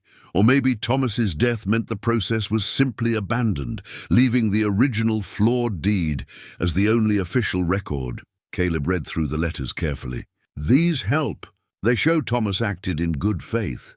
that he recognized the issue and was addressing it legally. A judge might view that favorably. Might being the operative word. It's more than we had this morning. Caleb set the letters carefully aside. I'm still going to Cheyenne tomorrow. These letters mention specific officials and office files. I can track them down, see if Thomas's corrected documents were ever filed. It's dangerous riding this time of year. The mountain passes. I know the mountains better than most. I'll be fine. He pulled her to her feet, wrapping his arms around her. We're going to save this place, Margaret. I promise you, don't make promises you can't keep. I never do. They stood together in the lamplight, surrounded by a dead man's careful records, fighting for a home that might no longer legally be theirs. Outside, the first real storm of winter was building, dark clouds gathering over the mountains like an omen. Margaret thought of Samuel's sketch journal, filled with drawings of running and playing. She thought of Benjamin's determination, his fierce joy at each small victory. She thought of Caleb's steady presence, the way he'd transformed their lives with his quiet belief in possibilities. She thought of Edmund Cross's cold smile and his calculated cruelty, using the law as a weapon to punish her rejection. We'll fight, she said, her voice steady despite the fear churning in her gut. For the boys, for Thomas's memory, for everything this place represents. We'll fight with everything we have. That's my girl, Caleb murmured, kissing her forehead. That's my fierce, brave girl. But even as they held each other, both knew the truth. 30 days wasn't much time to undo years of legal ambiguity. And Edmund Cross had clearly been planning this for months, maybe longer. The odds were not in their favor, but as Caleb had taught the boys, impossible and difficult weren't the same thing. And difficult things could be overcome with determination, patience, and refusal to surrender. Tomorrow, the real fight would begin. Dawn broke cold and grey as Caleb prepared for his journey to Cheyenne. Margaret stood on the porch, wrapped in her shawl, watching him secure supplies to his horse with practiced efficiency. His walking staff was strapped to the saddle, a constant companion even now. 3 days there, at least 2 days. Searching records 3 days back, Caleb calculated. 8 days total if weather holds and I don't run into complications. That gives us about 2 weeks after I return to prepare for the hearing. It's not enough time, Margaret said, voicing the fear they both felt. Then we'll make it enough. He checked his saddle cinch one last time, then turned to face her fully. While I'm gone, keep searching Thomas's papers. There might be something we missed. Correspondence, receipts, anything that establishes clear ownership under the correct boundaries. I will. And I'll write to every official Thomas mentioned in his letters. Maybe someone remembers the case, can provide supporting documentation. Caleb pulled her close, heedless of propriety or watching eyes. I'll come back, Margaret, and I'll bring what we need. Just come back safe. That's all I ask. He kissed her then, a long, thorough kiss that spoke of promises and determination and love, unspoken but deeply felt. When he pulled away, both were breathing hard. Keep the boys practicing, he said. Don't let this setback derail their progress. I won't. Samuel and Benjamin appeared at the door, having wheeled themselves out despite the cold. Mr. Stone, Benjamin called. You're leaving? Caleb crossed to kneel before them. Just for a week or so. I'm going to find the papers that prove this ranch belongs to your family. What if you can't find them? Samuel's practical nature surfaced. Then I'll come back and we'll figure out another way. But I promise you both, I'm not letting anyone take your home. We'll keep practicing, Benjamin said with fierce determination. When you come back, we're going to walk to meet you. Caleb's eyes shone with emotion. I'd like that very much. He mounted his horse, tipped his hat to Margaret and the boys, and rode off into the grey morning. They watched until he disappeared down the road. Then Margaret ushered the boys inside, away from the biting wind. The days that followed were a blur of activity and anxiety. Margaret spent every spare moment in Thomas's study, sorting through years of accumulated papers. Clara took over more of the household duties. Freeing Margaret to search, Dr. Webb visited twice, offering both medical observation of the boys and moral support for Margaret. I've made inquiries in town, the doctor said during his second visit. Cross has been building this case for months. He had surveyors out here last spring when you were focused on the boys' early treatments. He's been planning this takeover for a long time. Can that work against him legally? The fact that he was deliberately deceptive. Only if we can prove he falsified documents or bribed officials. Otherwise, he's just a man exercising his legal rights, however morally repugnant his timing. Margaret wanted to scream with frustration, but she channeled the energy into continued searching. She found more letters, more receipts, more evidence of Thomas's meticulous record-keeping, but nothing that definitively solved the boundary dispute. On the third day of Caleb's absence, she made a decision she'd been avoiding for 3 years. She entered Thomas's bedroom, unchanged since his death, his clothes still in the wardrobe, his personal items still on the dresser. She sat on the bed he'd died in and let herself cry. Not just for the current crisis, but for everything, for Thomas's death. For years of watching her son struggle, for the weight of responsibility she'd carried alone. When the tears finally stopped, she felt something shift inside her. She'd been holding on to Thomas's memory so tightly that she'd been half living, existing in the past, rather than fully embracing the present. Losing the ranch would be devastating, but she realized with sudden clarity that it wouldn't destroy them. Home wasn't just a place. It was the people you loved and who loved you back. With renewed perspective, Margaret returned to searching, but this time she looked for different things, not just legal documents, but Thomas himself. His journals, his personal writings, anything that might reveal what he'd been thinking in those final months. She found his diary in a drawer of the bedside table, leather-bound and worn. She'd never read it before, respecting his privacy even after death. But now she opened it, searching for entries from his final year. The words were heartbreaking and beautiful.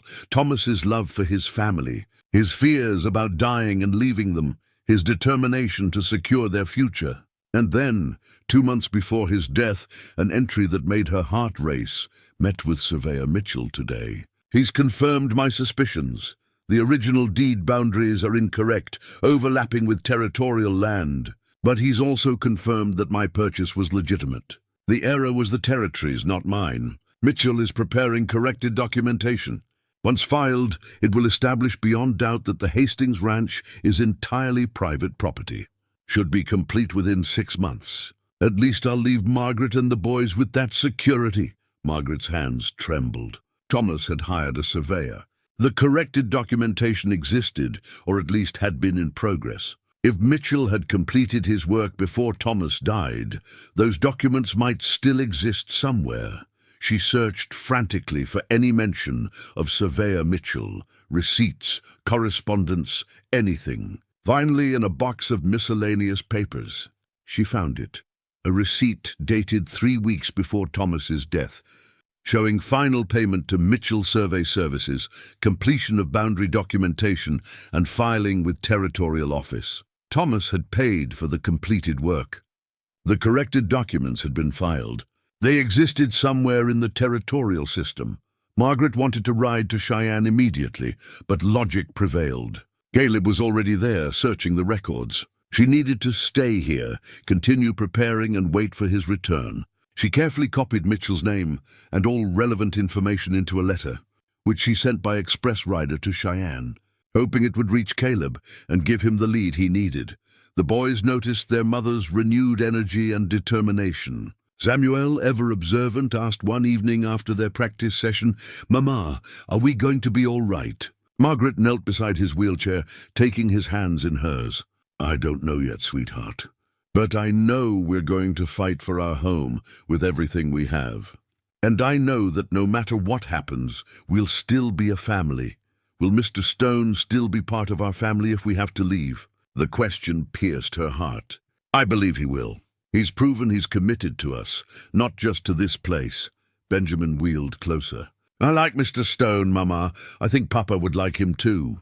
"I think so too, darling. Your father would approve of any man who treats you both with such kindness and respect." That night, Margaret wrote in her own journal for the first time in months. She documented everything, The search for Thomas's papers, the discovery of the surveyor's receipt, her hopes and fears about the upcoming hearing.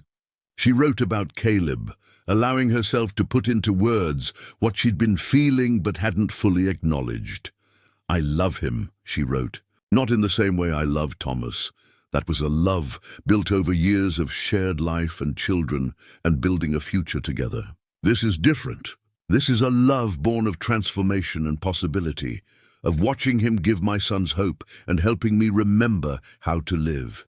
Thomas will always be my first love, the father of my children, the foundation of who I became. But Caleb is my second chance, and I'm grateful beyond words that life has offered me this gift." The 5th day of Caleb's absence brought the first major snowfall of the season. Margaret stood at the window, watching thick flakes blanket the ranch, and felt worry gnaw at her. The mountain passes would be treacherous. If Caleb got caught in a storm, she pushed the thought away. He was experienced, capable, and careful. He would be fine, but the worry remained, a constant presence in the back of her mind. Dr. Webb visited that afternoon, stamping snow from his boots on the porch. "Roads are getting bad. If this keeps up, travel will be impossible for days. Caleb's still in Cheyenne. He'll be caught in this. He struck me as a man who knows how to handle himself in rough country. I'm sure he'll wait out the worst before attempting the return journey." Margaret knew the doctor was right, but knowing didn't ease her anxiety. She needed Caleb back, not just for the documents he might find, but for himself, for the steadying presence he'd become. The boys, confined indoors by the storm, grew restless.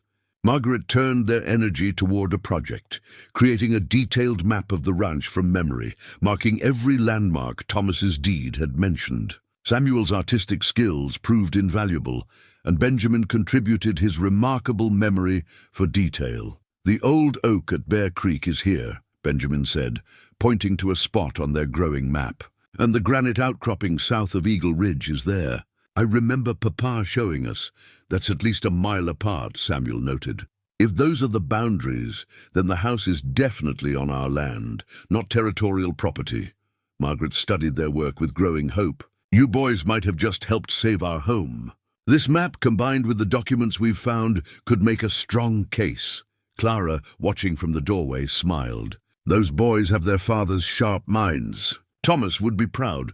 The 7th day brought a break in the weather, blue skies and brilliant sunshine reflecting off fresh snow. Margaret rose at dawn, unable to shake the feeling that something significant would happen today. She was right.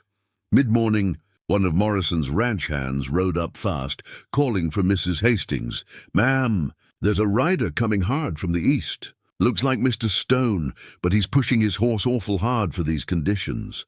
Margaret's heart leapt with hope and fear. She grabbed her coat and rushed outside, shading her eyes against the snow glare. In the distance, a dark figure approached at a gallop. Snow flying from his horse's hooves. It was Caleb, and even from a distance, she could sense his urgency. He pulled up hard in front of the house, his horse lathered despite the cold. Caleb dismounted in one smooth motion, pulling a leather document case from his saddlebag. "I found them," he said, breathing hard from the ride. "I found Mitchell's corrected survey documents. They were filed with the Territorial Office 3 weeks before Thomas died, exactly as his receipt indicated." Margaret felt tears spring to her eyes. "Are they legitimate? Will they hold up in court?"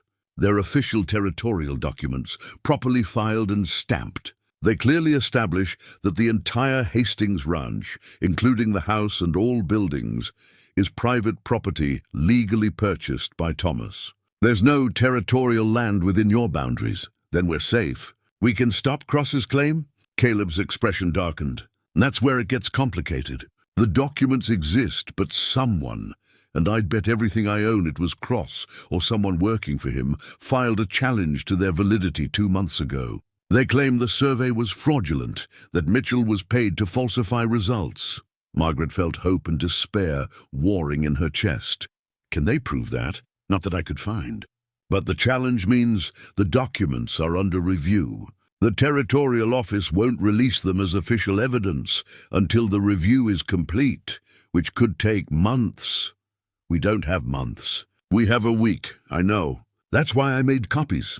Caleb patted the document case. Unofficial but detailed and notarized by a clerk who owed me a favor. We can present these at the hearing, argue that the originals exist and are being deliberately suppressed. Will Judge Hartley accept copies? I don't know. But it's what we have to work with. Caleb looked exhausted, his face drawn with fatigue. I rode through the storm, Margaret. Couldn't wait for better weather because every day counts.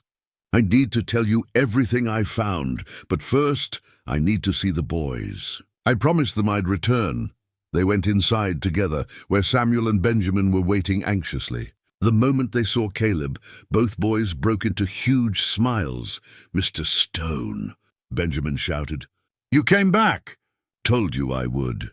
Caleb knelt between their wheelchairs, and both boys threw their arms around him. Heard you boys have been practicing hard. We have, Samuel said. We can take 4 steps now, holding the bars. 4 whole steps. Well, I made a promise before I left. You said you'd walk to meet me when I returned. Think you're ready to try? The boys exchanged glances, nervous excitement clear on their faces. With the bars, Benjamin asked, however you want to do it. I just want to see what you've accomplished. Clara and Margaret helped position the boys at one end of the parallel bars, while Caleb stood at the other end, about 6 feet away. The space between them seemed vast. We can do this, Samuel said to Benjamin, and his brother nodded. They started together, hands gripping the rails, concentrating fiercely. Right foot forward, shift weight, left foot forward, shift weight. Their movements were slow and deliberate, legs trembling with effort. But they were moving. Margaret held her breath, her heart in her throat, step by step. The boys made their way along the bars toward Caleb. Once, Benjamin's leg buckled and he caught himself on the rail. Samuel paused to make sure his brother was all right. Then they continued together. When they reached Caleb, having traversed the full length of the bars, he caught them both in a fierce embrace. That was beautiful, perfect. I'm so proud of you both. Margaret found herself crying again, but these were tears of joy mixed with the strain of the past week. Her sons were walking. They were actually walking, and Caleb had returned with hope.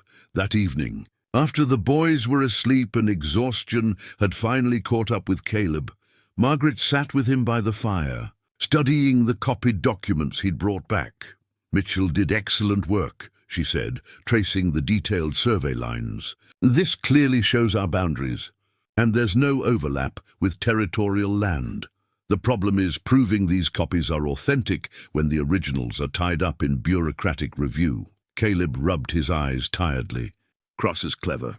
He knew the documents existed, so he couldn't claim they didn't. Instead, he's challenging their validity, which keeps them locked away while still casting doubt. So we present the copies, along with Thomas's letters, showing he commissioned the survey. We present the receipt showing he paid for completion. We show that he acted in good faith throughout. Margaret set the documents down. And we pray Judge Hartley is a fair man. There's one more thing. Caleb reached into his coat and pulled out a folded letter. I found Surveyor Mitchell. He's retired now, living in Denver. I rode there on my way back, lost a day, but it was worth it. He remembers Thomas and the survey clearly. He's written a sworn statement attesting to the accuracy of his work and confirming that the documents filed with the Territorial Office are genuine. Margaret took the letter with shaking hands. This could make the difference. It's our best chance. Caleb stood, wincing at stiff muscles. But we need to prepare for the possibility that it won't be enough. Cross has money, influence, and a judge who may be in his pocket. We're fighting uphill, then we climb. Margaret stood as well, facing him directly. Thomas built this ranch with his own hands. He wanted his sons to inherit it, to have a legacy. I won't let Cross steal that without exhausting every option. Caleb pulled her close, and she melted into his embrace. You're remarkable, you know that? Most people would have given up by now. Most people haven't had a mountain man show up and teach them that impossible is just another word for difficult. He smiled against her hair. In fair point, they stood together, drawing strength from each other. Outside, the snow had started falling again, gentle and steady. The hearing was in 6 days. 6 days to prepare their case, to organize their evidence, to find any additional documentation that might help. 6 days to save their home. The next morning, Margaret woke with renewed purpose. She sent urgent telegrams to everyone Thomas had corresponded with about the property. Territorial officials, legal advisors, anyone who might have records or memories that could support their case. She wrote to Mitchell directly, thanking him for his statement and asking if he had any additional documentation. Dr. Webb arrived with news from town. Cross is telling everyone the hearing is a formality, that you can't possibly produce sufficient evidence. He's already making plans to take possession. Let him plan, Margaret said grimly. We're not beaten yet. The doctor handed her a document. I took the liberty of writing my own statement. About the boy's progress under Caleb's care, about your character and dedication to this community, about Thomas's reputation. It's not directly related to the land claim, but it establishes you as a person of integrity who deserves fair treatment. Margaret felt her eyes well up. Harrison, thank you. You don't know what this means. I've watched you these past months, Margaret. Watched you transform from someone barely surviving to someone fully alive. I've seen what Caleb and Hope have done for this family. I'll be damned if I let Cross destroy that because of legal technicalities. Over the following days, support materialized from unexpected sources. Morrison wrote a statement about Thomas's character and his clear ownership of the land. Clara provided testimony about the family's history and their legitimate claim. Even some of Cross's own ranch hands, disgusted by their employer's tactics, came forward with information about how Cross had been planning this takeover for months. The boys, understanding the gravity of the situation, threw themselves into their practice with renewed vigor. Each day they grew stronger, took more steps, spent more time bearing their own weight. We're going to walk into that courtroom, Samuel declared. We're going to show everyone what this family can do. You don't have to prove anything to anyone, Margaret said gently. We're not proving it to them, Mama. We're proving it to ourselves. And to Papa's memory, the night before the hearing, Margaret couldn't sleep. She paced the house, reviewing documents, rehearsing arguments, fighting rising panic. She ended up in Thomas's study, surrounded by his life's work. Caleb found her there near midnight. Come to bed, Margaret. You need rest. I can't. What if we lose? What if everything Thomas built is taken away because of a surveying error and Cross's greed? Then we'll build something new together. He pulled her to her feet. Margaret, look at me. Really look at me. She met his eyes, seeing love and determination there. No matter what happens tomorrow, we're going to be all right.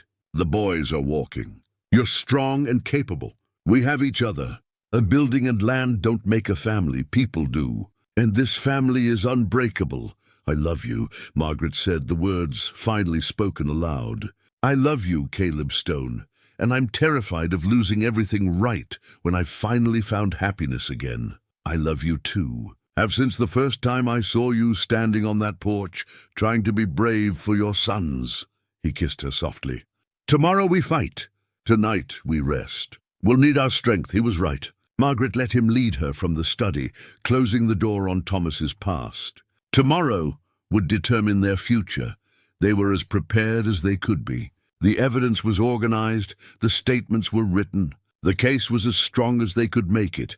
Now it was in the hands of Judge William Hartley, and whatever sense of justice he possessed. Margaret lay in bed, Caleb's presence in the next room a comfort. She touched her locket one last time, whispering a prayer to Thomas's memory. Help us tomorrow. Help us save what you built. And help me trust that whatever happens is what's meant to be. Sleep finally came, fitful but necessary. And when dawn broke on the day of the hearing, Margaret Hastings rose to face whatever judgment awaited. Judge Hartley adjusted his spectacles and continued. First, the timing of Mr. Cross's challenge to Mitchell's survey documents is deeply suspicious. Dr. Webb's evidence suggests the challenge was filed strategically, not through standard territorial procedures. Second, the revelation about Surveyor Rawlings's disciplinary history casts significant doubt on the reliability of the 1875 survey that forms the foundation of Mr. Cross's claim. Edmund Cross leaned forward, his face tightening. His lead lawyer stood. Your Honor, Rawlings's later problems don't automatically invalidate his earlier work. Perhaps not. But they require this court to question which survey is more likely to be accurate, one conducted by a surveyor later found unreliable, or one conducted by a surveyor with an unblemished record. Judge Hartley tapped the papers before him. Third, and most significantly, I have here Thomas Hastings' correspondence, his journals, his receipts, and his clear documentation of discovering the boundary issue and taking immediate legal steps to resolve it. This is not the behavior of a man trying to defraud the territory. This is the behavior of an honest rancher trying to correct an error. Margaret felt Caleb's hand find hers under the table. Squeezing tightly, Your Honor, Cross's lawyer tried again. Good intentions don't establish legal ownership. No, they don't, but proper documentation does. The judge lifted Mitchell's surveyor statement. George Mitchell has provided a sworn statement attesting to the accuracy and authenticity of his 1883 survey. He is a respected surveyor with decades of experience and no history of fraud or misconduct. His testimony carries considerable weight, testimony that can't be cross-examined, the lawyer argued. Mitchell isn't here to defend his work because he's an elderly man in Denver, and this hearing was scheduled with minimal notice. Judge Hartley's tone grew sharp. Another suspicious element of this case, the rush to hearing. The challenge keeping official documents out of reach. The pressure on a widow to surrender her property quickly. Mr. Cross, this entire proceeding has the appearance of legal manipulation rather than legitimate territorial claim. Cross stood abruptly. Your Honor, I resent the implication. Sit down, Mr. Cross. The judge's voice cracked like a whip. I'm not finished. An electric tension filled the courtroom. Everyone leaned forward, sensing a turning point. I've also reviewed the property tax records, Judge Hartley continued. Mrs. Hastings and her late husband before her have been paying property taxes on the full 6,000 acres for over a decade. The Territorial Office has been accepting those payments without question. If this land were truly territorial property, those taxes would have been rejected or redirected. The fact that they weren't suggests the territory has been treating the Hastings Ranch as private property all along. Blake, the territorial land agent, shifted uncomfortably. The tax records are maintained by a different office. Your Honor, the surveyors and the tax collectors don't always communicate effectively.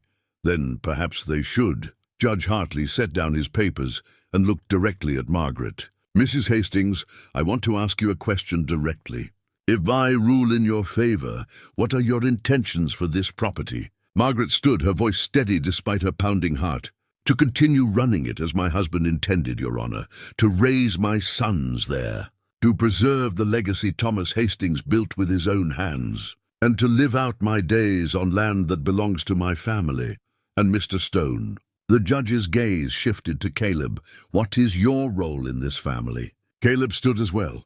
I'm the man who loves Mrs. Hastings and her sons, who intends to stand beside them, help them build their future, and honor Thomas Hastings' memory by protecting what he created. Are you planning to marry Mrs. Hastings? The blunt question caught everyone off guard. Margaret felt her face flush, but Caleb answered without hesitation. If she'll have me, yes. I'd be honored to be her husband and a father to those boys.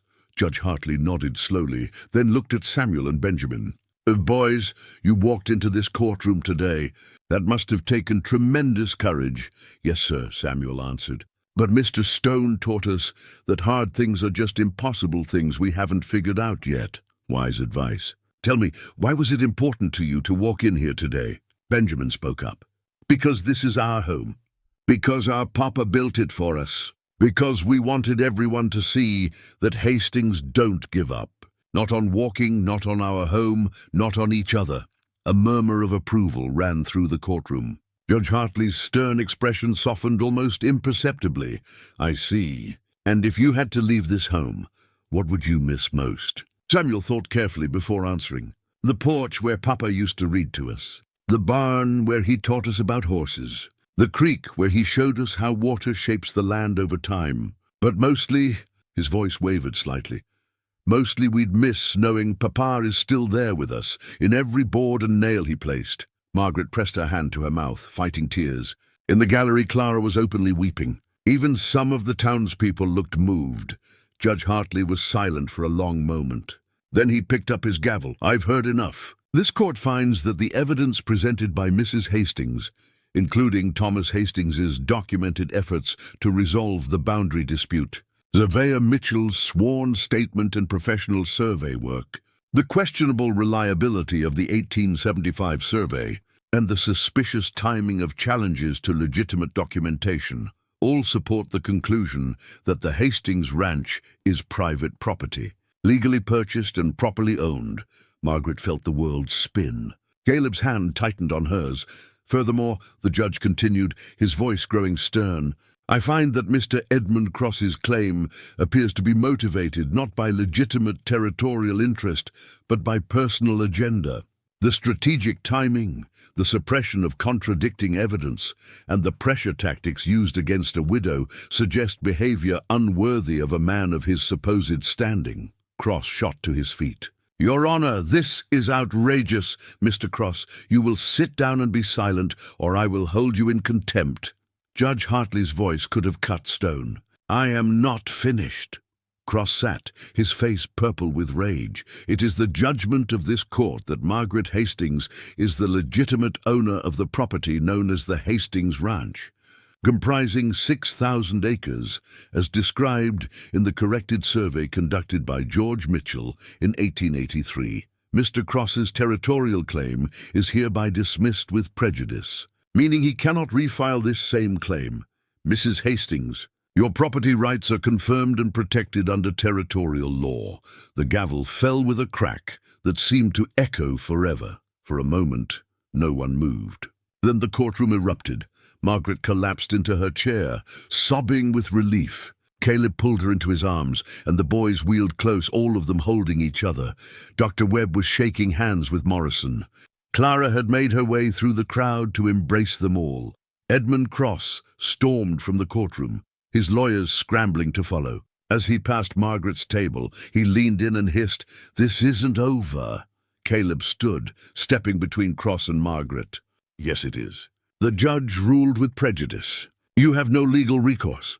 And if you continue harassing this family, I'll make sure every newspaper between here and Denver knows exactly what kind of man you are." Cross's eyes blazed with fury, but he had no response. He stalked out, slamming the courthouse door behind him. Judge Hartley called for order. "Mrs. Hastings, please approach the bench." Margaret stood on shaking legs and approached, Caleb beside her for support. The judge's expression was kind now, the sternness reserved for Cross fading. "Mrs. Hastings, I want you to know that I've seen many property disputes in my years on the bench. Very few have moved me the way this one has. Your husband built something worth protecting, and you've fought for it with dignity and determination. Those boys of yours are a credit to both their parents. Thank you, Your Honor. I don't know how to express my gratitude." "No gratitude necessary. I simply applied the law fairly." He paused. "However, I would recommend you have a proper surveyor, perhaps Mitchell if he's willing, conduct a comprehensive boundary survey and file updated documentation with the territorial office. Make sure everything is absolutely clear and indisputable. Don't give anyone room to challenge your ownership again." "I'll do that immediately, Your Honor." "Good. And Mr. Stone." The judge addressed Caleb directly. "I don't know what brought you to Cottonwood Creek, but this family is fortunate you arrived. Those boys walking into my courtroom was one of the most remarkable things I've witnessed. You've given them a gift beyond measure. They gave themselves that gift, Your Honor. I just showed them how to unwrap it." Judge Hartley smiled. "Well said. This court is adjourned." The final gavel fell, and it was truly over. Outside the courthouse a crowd had gathered. Word of the ruling had spread quickly, and townspeople wanted to express their support. Margaret found herself shaking hands, accepting congratulations, feeling overwhelmed by the outpouring of goodwill. But it was Samuel and Benjamin who drew the most attention. The boys who'd been carried into town in wheelchairs just weeks ago were now standing with their canes, tired but triumphant. "Can you boys walk a bit more?" a townsman asked. My daughter has been in a wheelchair since a fall last year. Seeing you walk, it's given us hope." Samuel and Benjamin looked at their mother, who nodded permission. Together, with Caleb and Morrison flanking them for safety, the boys walked a full block through town. People lined the streets, applauding, some crying. When they finally returned to the wagon, both boys were exhausted, but glowing with pride. "We did it, Mama," Benjamin said. "We walked and we won. You certainly did, my darlings. I'm so proud of you both." The ride back to the ranch seemed shorter than the morning journey. Margaret sat between her sons, Caleb driving the wagon, and allowed herself to finally relax. The home Thomas built was secure. Her sons were walking. The man she loved had stood beside her through the worst of it. Everything that had seemed impossible 3 months ago had somehow become real. As they approached the ranch house, Margaret saw it with new eyes. Every board Thomas had cut, every nail he'd driven, every dream he'd poured into this place, it was still theirs, still home. Clara had ridden ahead and already had supper warming. The ranch hands came by to offer congratulations. Dr. Webb stopped in to check on the boys and share a celebratory drink with Caleb. That evening, after the excitement had faded and the boys were finally asleep, Margaret found Caleb on the porch. Their home. "You meant what you said in court," she said quietly. "About marrying me, every word. But I want to ask properly, when the time is right. Not in a courtroom under a judge's questioning. The time is right now." Margaret took his hands. "Tomas will always be part of my heart, but there's room there for you too. For a different kind of love, built on different foundations. For a future instead of just a past. Margaret Hastings, are you proposing to me?" "I believe I am." Caleb laughed, then grew serious. "Then my answer is yes. With all my heart, yes." He kissed her then, properly and thoroughly, and Margaret felt the last pieces of her broken heart finally heal. Not forgetting Thomas, never that, but making room for new joy alongside old memory. "The boys will be pleased," she murmured against his shoulder. "The boys already told me I should ask you. Apparently they've been planning our wedding for weeks." Margaret laughed through happy tears. "Of course they have." They stood together, looking out at the land that was truly theirs now. The mountains rising in the distance, the creek singing its endless song, the barn where Thomas had taught his sons about responsibility and care. This was home. Not because of the buildings or the land boundaries, but because of the love that had been poured into it by Thomas, by Margaret, by Caleb, by 2 boys who'd learned that impossible was just another word for difficult, and difficult things, as they'd all learned, could be overcome with patience, determination, and the courage to keep trying when everyone else said to give up. The future stretched before them, uncertain but bright. There would be challenges ahead, of course. There always were. But they would face them together, as a family, as they should be. 3 months later, early spring painted the ranch in shades of green and gold. The snow had melted from all but the highest peaks, and the meadows burst with wildflowers. Margaret stood on the porch, her porch, legally and irrevocably hers, and watched her sons walk across the yard, not with canes, not with support, just walking, their gait still slightly uncertain but unmistakably independent. Samuel carried a bucket toward the barn, moving carefully but confidently. Benjamin followed, chattering about a bird's nest they'd discovered in the hayloft. Their voices carried across the morning air, full of life and possibility. "Never gets old, does it?" Caleb appeared beside her, sliding an arm around her waist.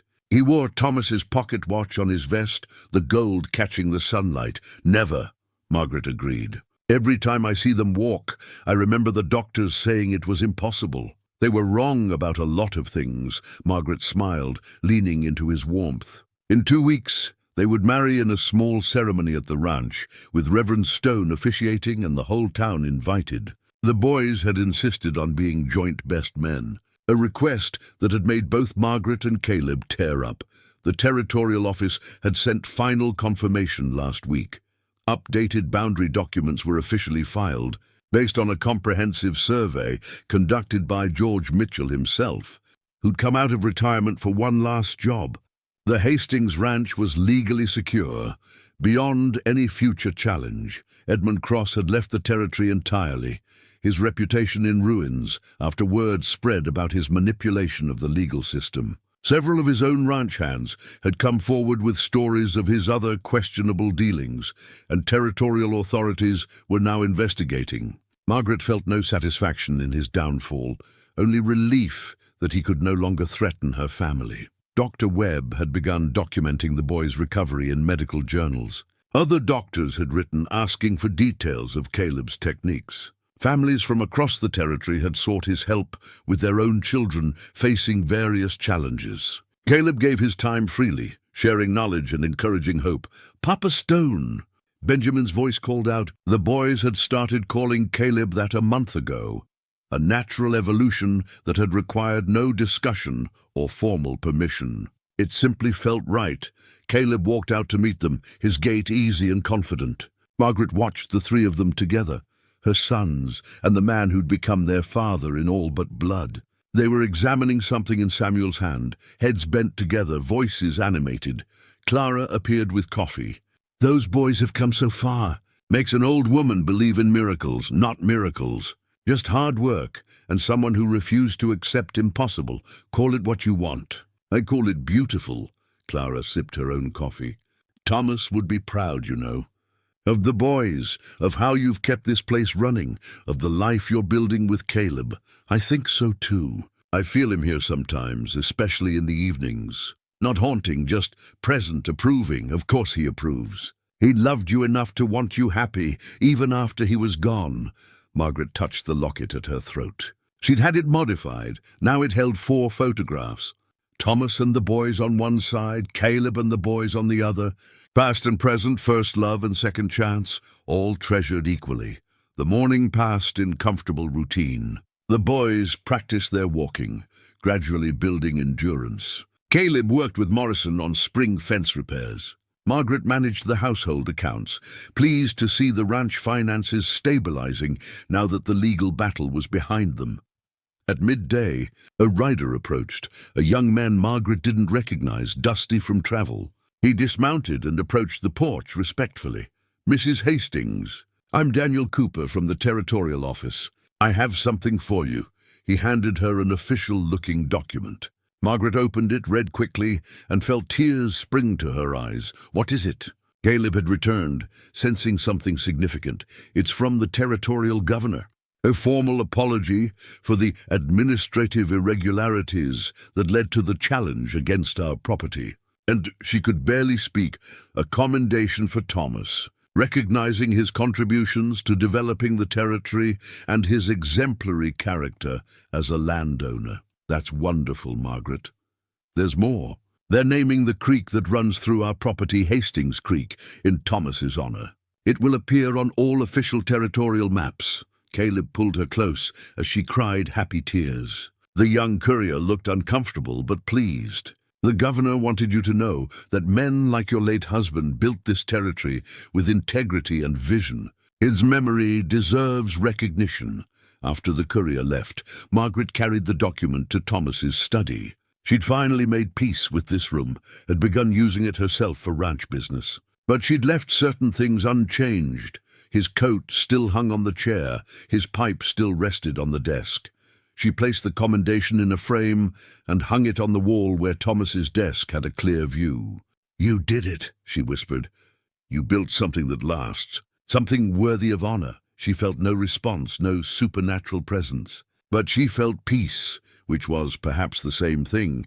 That evening brought unexpected visitors, the family from town whose daughter used a wheelchair. The girl, perhaps 9 years old, watched the boys with desperate hope. "Could you teach us?" the father asked Caleb. "The exercises, the techniques, whatever you did for Samuel and Benjamin." Caleb knelt beside the girl's chair. "What's your name, sweetheart?" "Emma." "Well, Emma, I can try to help. But you have to understand, every person is different. What worked for Samuel and Benjamin might not work exactly the same for you, but it might work." The hope in her voice was heartbreaking. "It might. And even if you don't walk, we might be able to help you get stronger, feel better, have more independence." Caleb looked at her parents. "I'm not a doctor. I don't have medical training. but I have experience and willingness. If you want to try, we'll try together. When can we start?" Emma asked immediately. And so it began, Caleb's informal practice helping other families, other children. He never charged for his services, accepting only whatever families could afford to give. Some brought money, some brought goods, some simply brought gratitude. The ranch became known throughout the territory as a place of hope. Families traveled from distant settlements, camping on the property while Caleb worked with their children. Margaret found herself cooking for crowds, Clara managing a steady stream of visitors, the boys sharing their own experiences and encouraging other children. It was exhausting and wonderful, and exactly what Thomas would have wanted. His ranch serving a purpose beyond profit, helping build community and spreading hope. 2 weeks later, on a perfect spring morning, Margaret married Caleb Stone. She wore a simple dress of cream-colored silk, her hair crowned with wildflowers the boys had picked. Samuel and Benjamin stood beside Caleb in their Sunday best, holding the wedding rings on small cushions Clara had embroidered.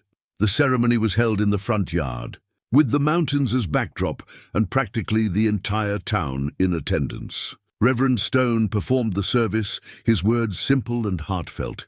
"We gather today not to forget what came before, but to celebrate what comes next." Thomas Hastings built a foundation of love and family. Caleb Stone has proven himself worthy to build upon that foundation. Together, Margaret and Caleb create something new while honoring what was. When it came time for the vows, Margaret spoke from her heart. "Caleb, you came into my life when I'd forgotten how to hope. You taught my sons to walk and taught me to live again. I promise to stand beside you, to love you with all my heart, and to build a future worthy of the second chance we've been given." Caleb's vows were equally heartfelt. "Margaret, you and your sons have given me a home when I'd been wandering for years. You've given me purpose and family and love I never thought I'd find again. I promise to honor Thomas's memory by protecting what he built, to love you and the boys with everything I am, and to face whatever comes together, as a family should." When Reverend Stone pronounced them husband and wife, the gathering erupted in applause. Samuel and Benjamin hugged them both, and Margaret felt her heart so full it might burst. The celebration lasted into the evening, food and music and dancing, with even the boys attempting a few careful steps to the music. Dr. Webb gave a toast about love and healing. Clara cried happy tears. Morrison and the ranch hands sang old frontier ballads as the sun set, painting the sky in shades of purple and gold. Margaret found herself standing with her new husband, watching their sons now, play with other children in the fading light. "Thank you," she said quietly. "For what?" "For not giving up on us. For seeing possibility where everyone else saw only limitation. For loving us enough to stay. Thank you for letting me try. For trusting me with your son's care and your heart." Caleb pulled her close. "I've been thinking about something." "What's that?" "Those walking canes I made for the boys, the ones they used in court. What about them?" "I've been getting requests from other families. Children who need canes but can't afford fancy medical equipment. I was thinking maybe that could be something I do. Make canes for children who need them. Carve them special, make each one unique." Margaret looked at him with love and admiration. "That's a beautiful idea." "Thomas would approve, would he?" "I don't want to overstep, trying to change too much around here. Caleb, this ranch has always been about family and community. What you're proposing honors that. Thomas would absolutely approve." She paused. "Besides, you're part of this family now. You're allowed to have ideas about how we serve others."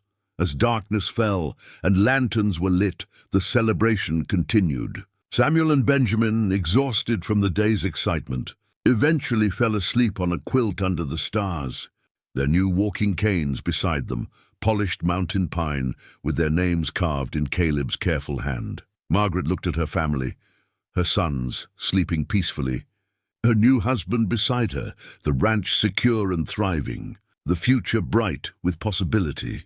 She thought of that moment 3 months ago when Caleb had first arrived, a stranger with a walking staff and an improbable promise. She'd been so broken then, so resigned to a life of sorrow and limitation, and now look at them, her sons walked. Her home was secure. Her heart had healed and opened to new love. The impossible had become possible through patience, determination, and the courage to hope when hope seemed foolish. Caleb squeezed her hand. "What are you thinking?" "I'm thinking about a mountain man who refused to accept impossible as an answer, who lifted my sons to their feet literally and figuratively, who brought light back into a house that had grown dark with grief. I was just passing through. Could have ridden right by, but you didn't. You stopped. You stayed. You cared." Margaret turned to face him fully. "You changed everything, Caleb Stone. We changed everything together. You, me, the boys, even Thomas in his way. It took all of us." He was right, Margaret realized. Healing wasn't something one person did to another. It was something people did together, supporting and encouraging and refusing to let each other give up. The party finally wound down near midnight. Guests departed with hugs and well wishes. Clara and Morrison shooed Margaret and Caleb away, insisting they'd handle cleanup. The boys were carried to bed, still sleeping soundly. Margaret and Caleb stood alone on the porch under a sky full of stars. "Mrs. Stone," Caleb said, testing out the name. "Mrs. Margaret Stone," she replied. "Has a nice sound to it. What do you think Thomas would say if he could see us now?" Margaret considered carefully.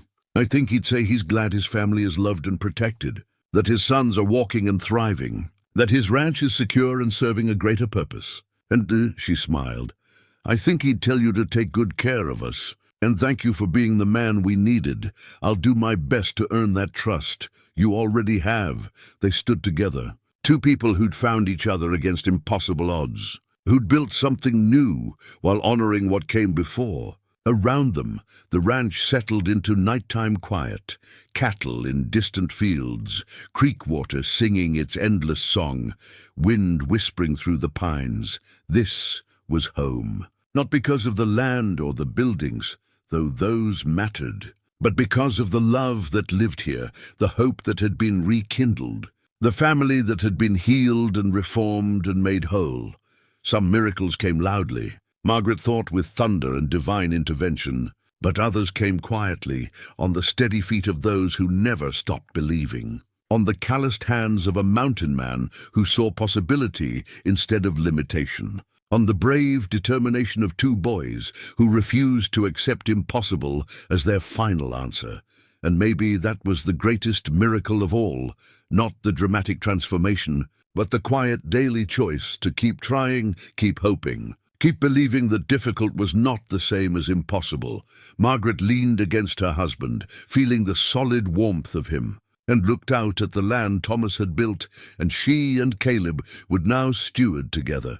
The future was unwritten. There would be challenges ahead, certainly, but they would face them as a family, strong, united, and unbreakable.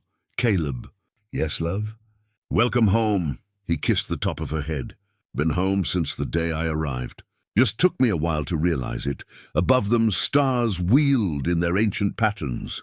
Below them, the earth turned toward another dawn. And in the house behind them, two boys slept peacefully, their walking canes beside their beds, symbols of the impossible made possible. Some stories end with happily ever after, neat and simple and tied with a bow.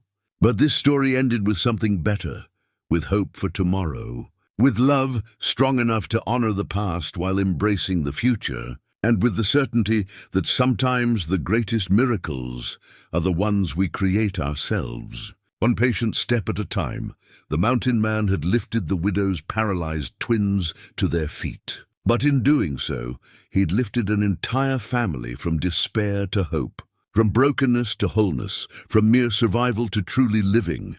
And that, Margaret thought as she turned to go inside with her husband, hand in hand was the real story worth telling. Not just about walking, but about healing.